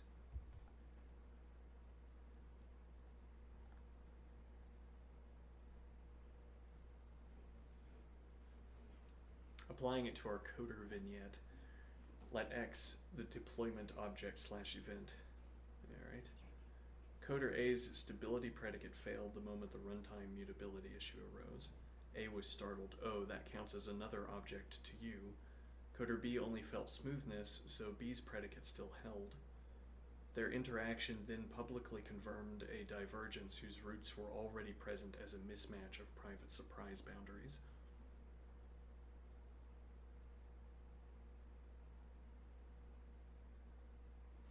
Minimal clause surgery. Let's see. Your intuition to shear out the relational clause is spot on. We simply drop the middle term, the other person, and let each predicate quantify over A's own expectation horizon. Oh no, I think we ended up reaching a disagreement here. How unfortunate. Let's see. What I said we needed to shear out is object selection. Well, that's what I was going to go on to say before I rudely interrupted myself by pressing enter early. Let's see. Go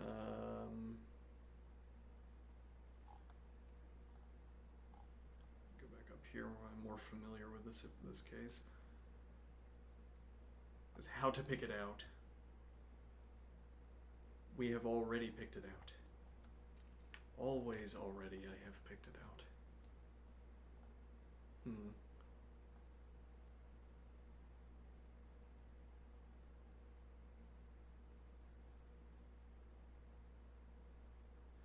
We simply drop the middle term, the other person, and let each predicate quantify over A's own expectation horizon. If we desired, we can later rebuild the relational form as an intersection of two unary predicates. A and B hold X mutually stable.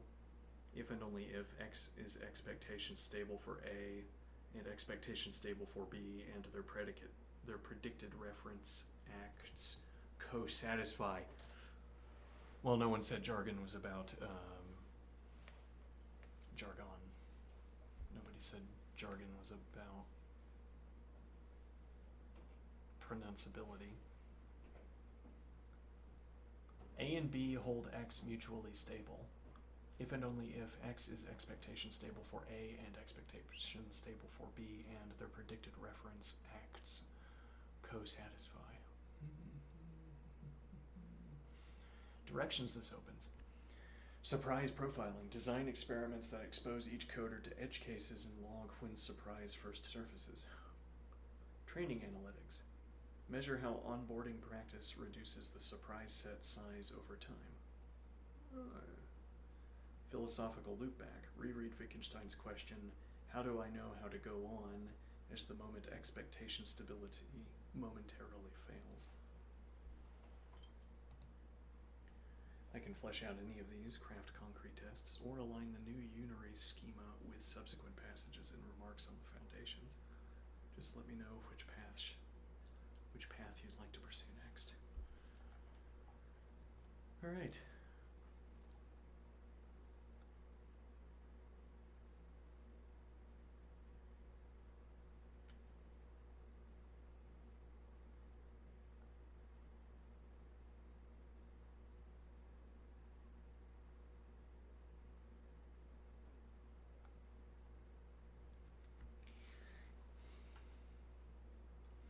I want to leave with a note, I think we'll leave the interlocutor alone now. I want to leave with a note that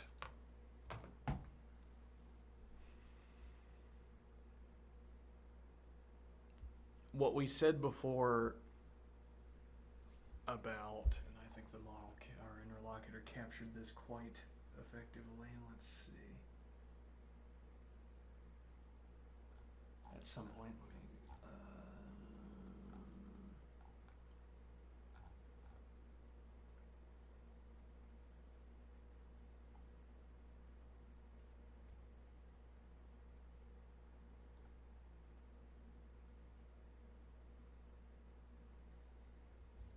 what looks like a shared object is really a zone where, so far, each coder's habits of reference have failed to collide. What I'm imagining is that we are like line writer courses. We're like hammer tossers.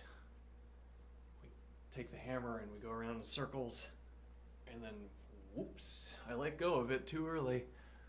No, I let go of it at the appropriate time. Or if it's not a hammer, whatever, like the ball that you throw, the heavy ball. Let's see.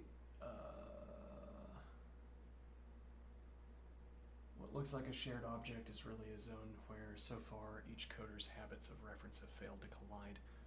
It's like each moment of a habit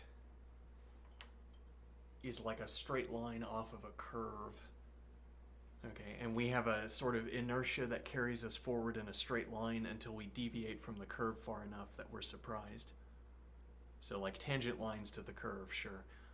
Okay, we have momentum that would send us off of the curve of understanding, and then the object brings us back to the curve by surprising us. And so we only need such overlap of these forward lines, these straight lines, that we stay close enough to the curve that we don't get surprised.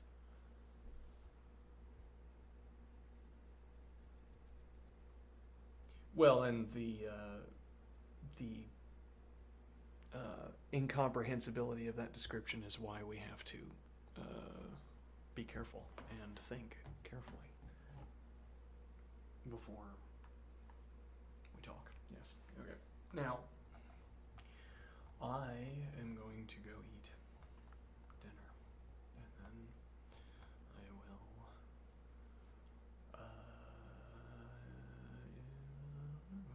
do whatever I want, I guess. What are you gonna do?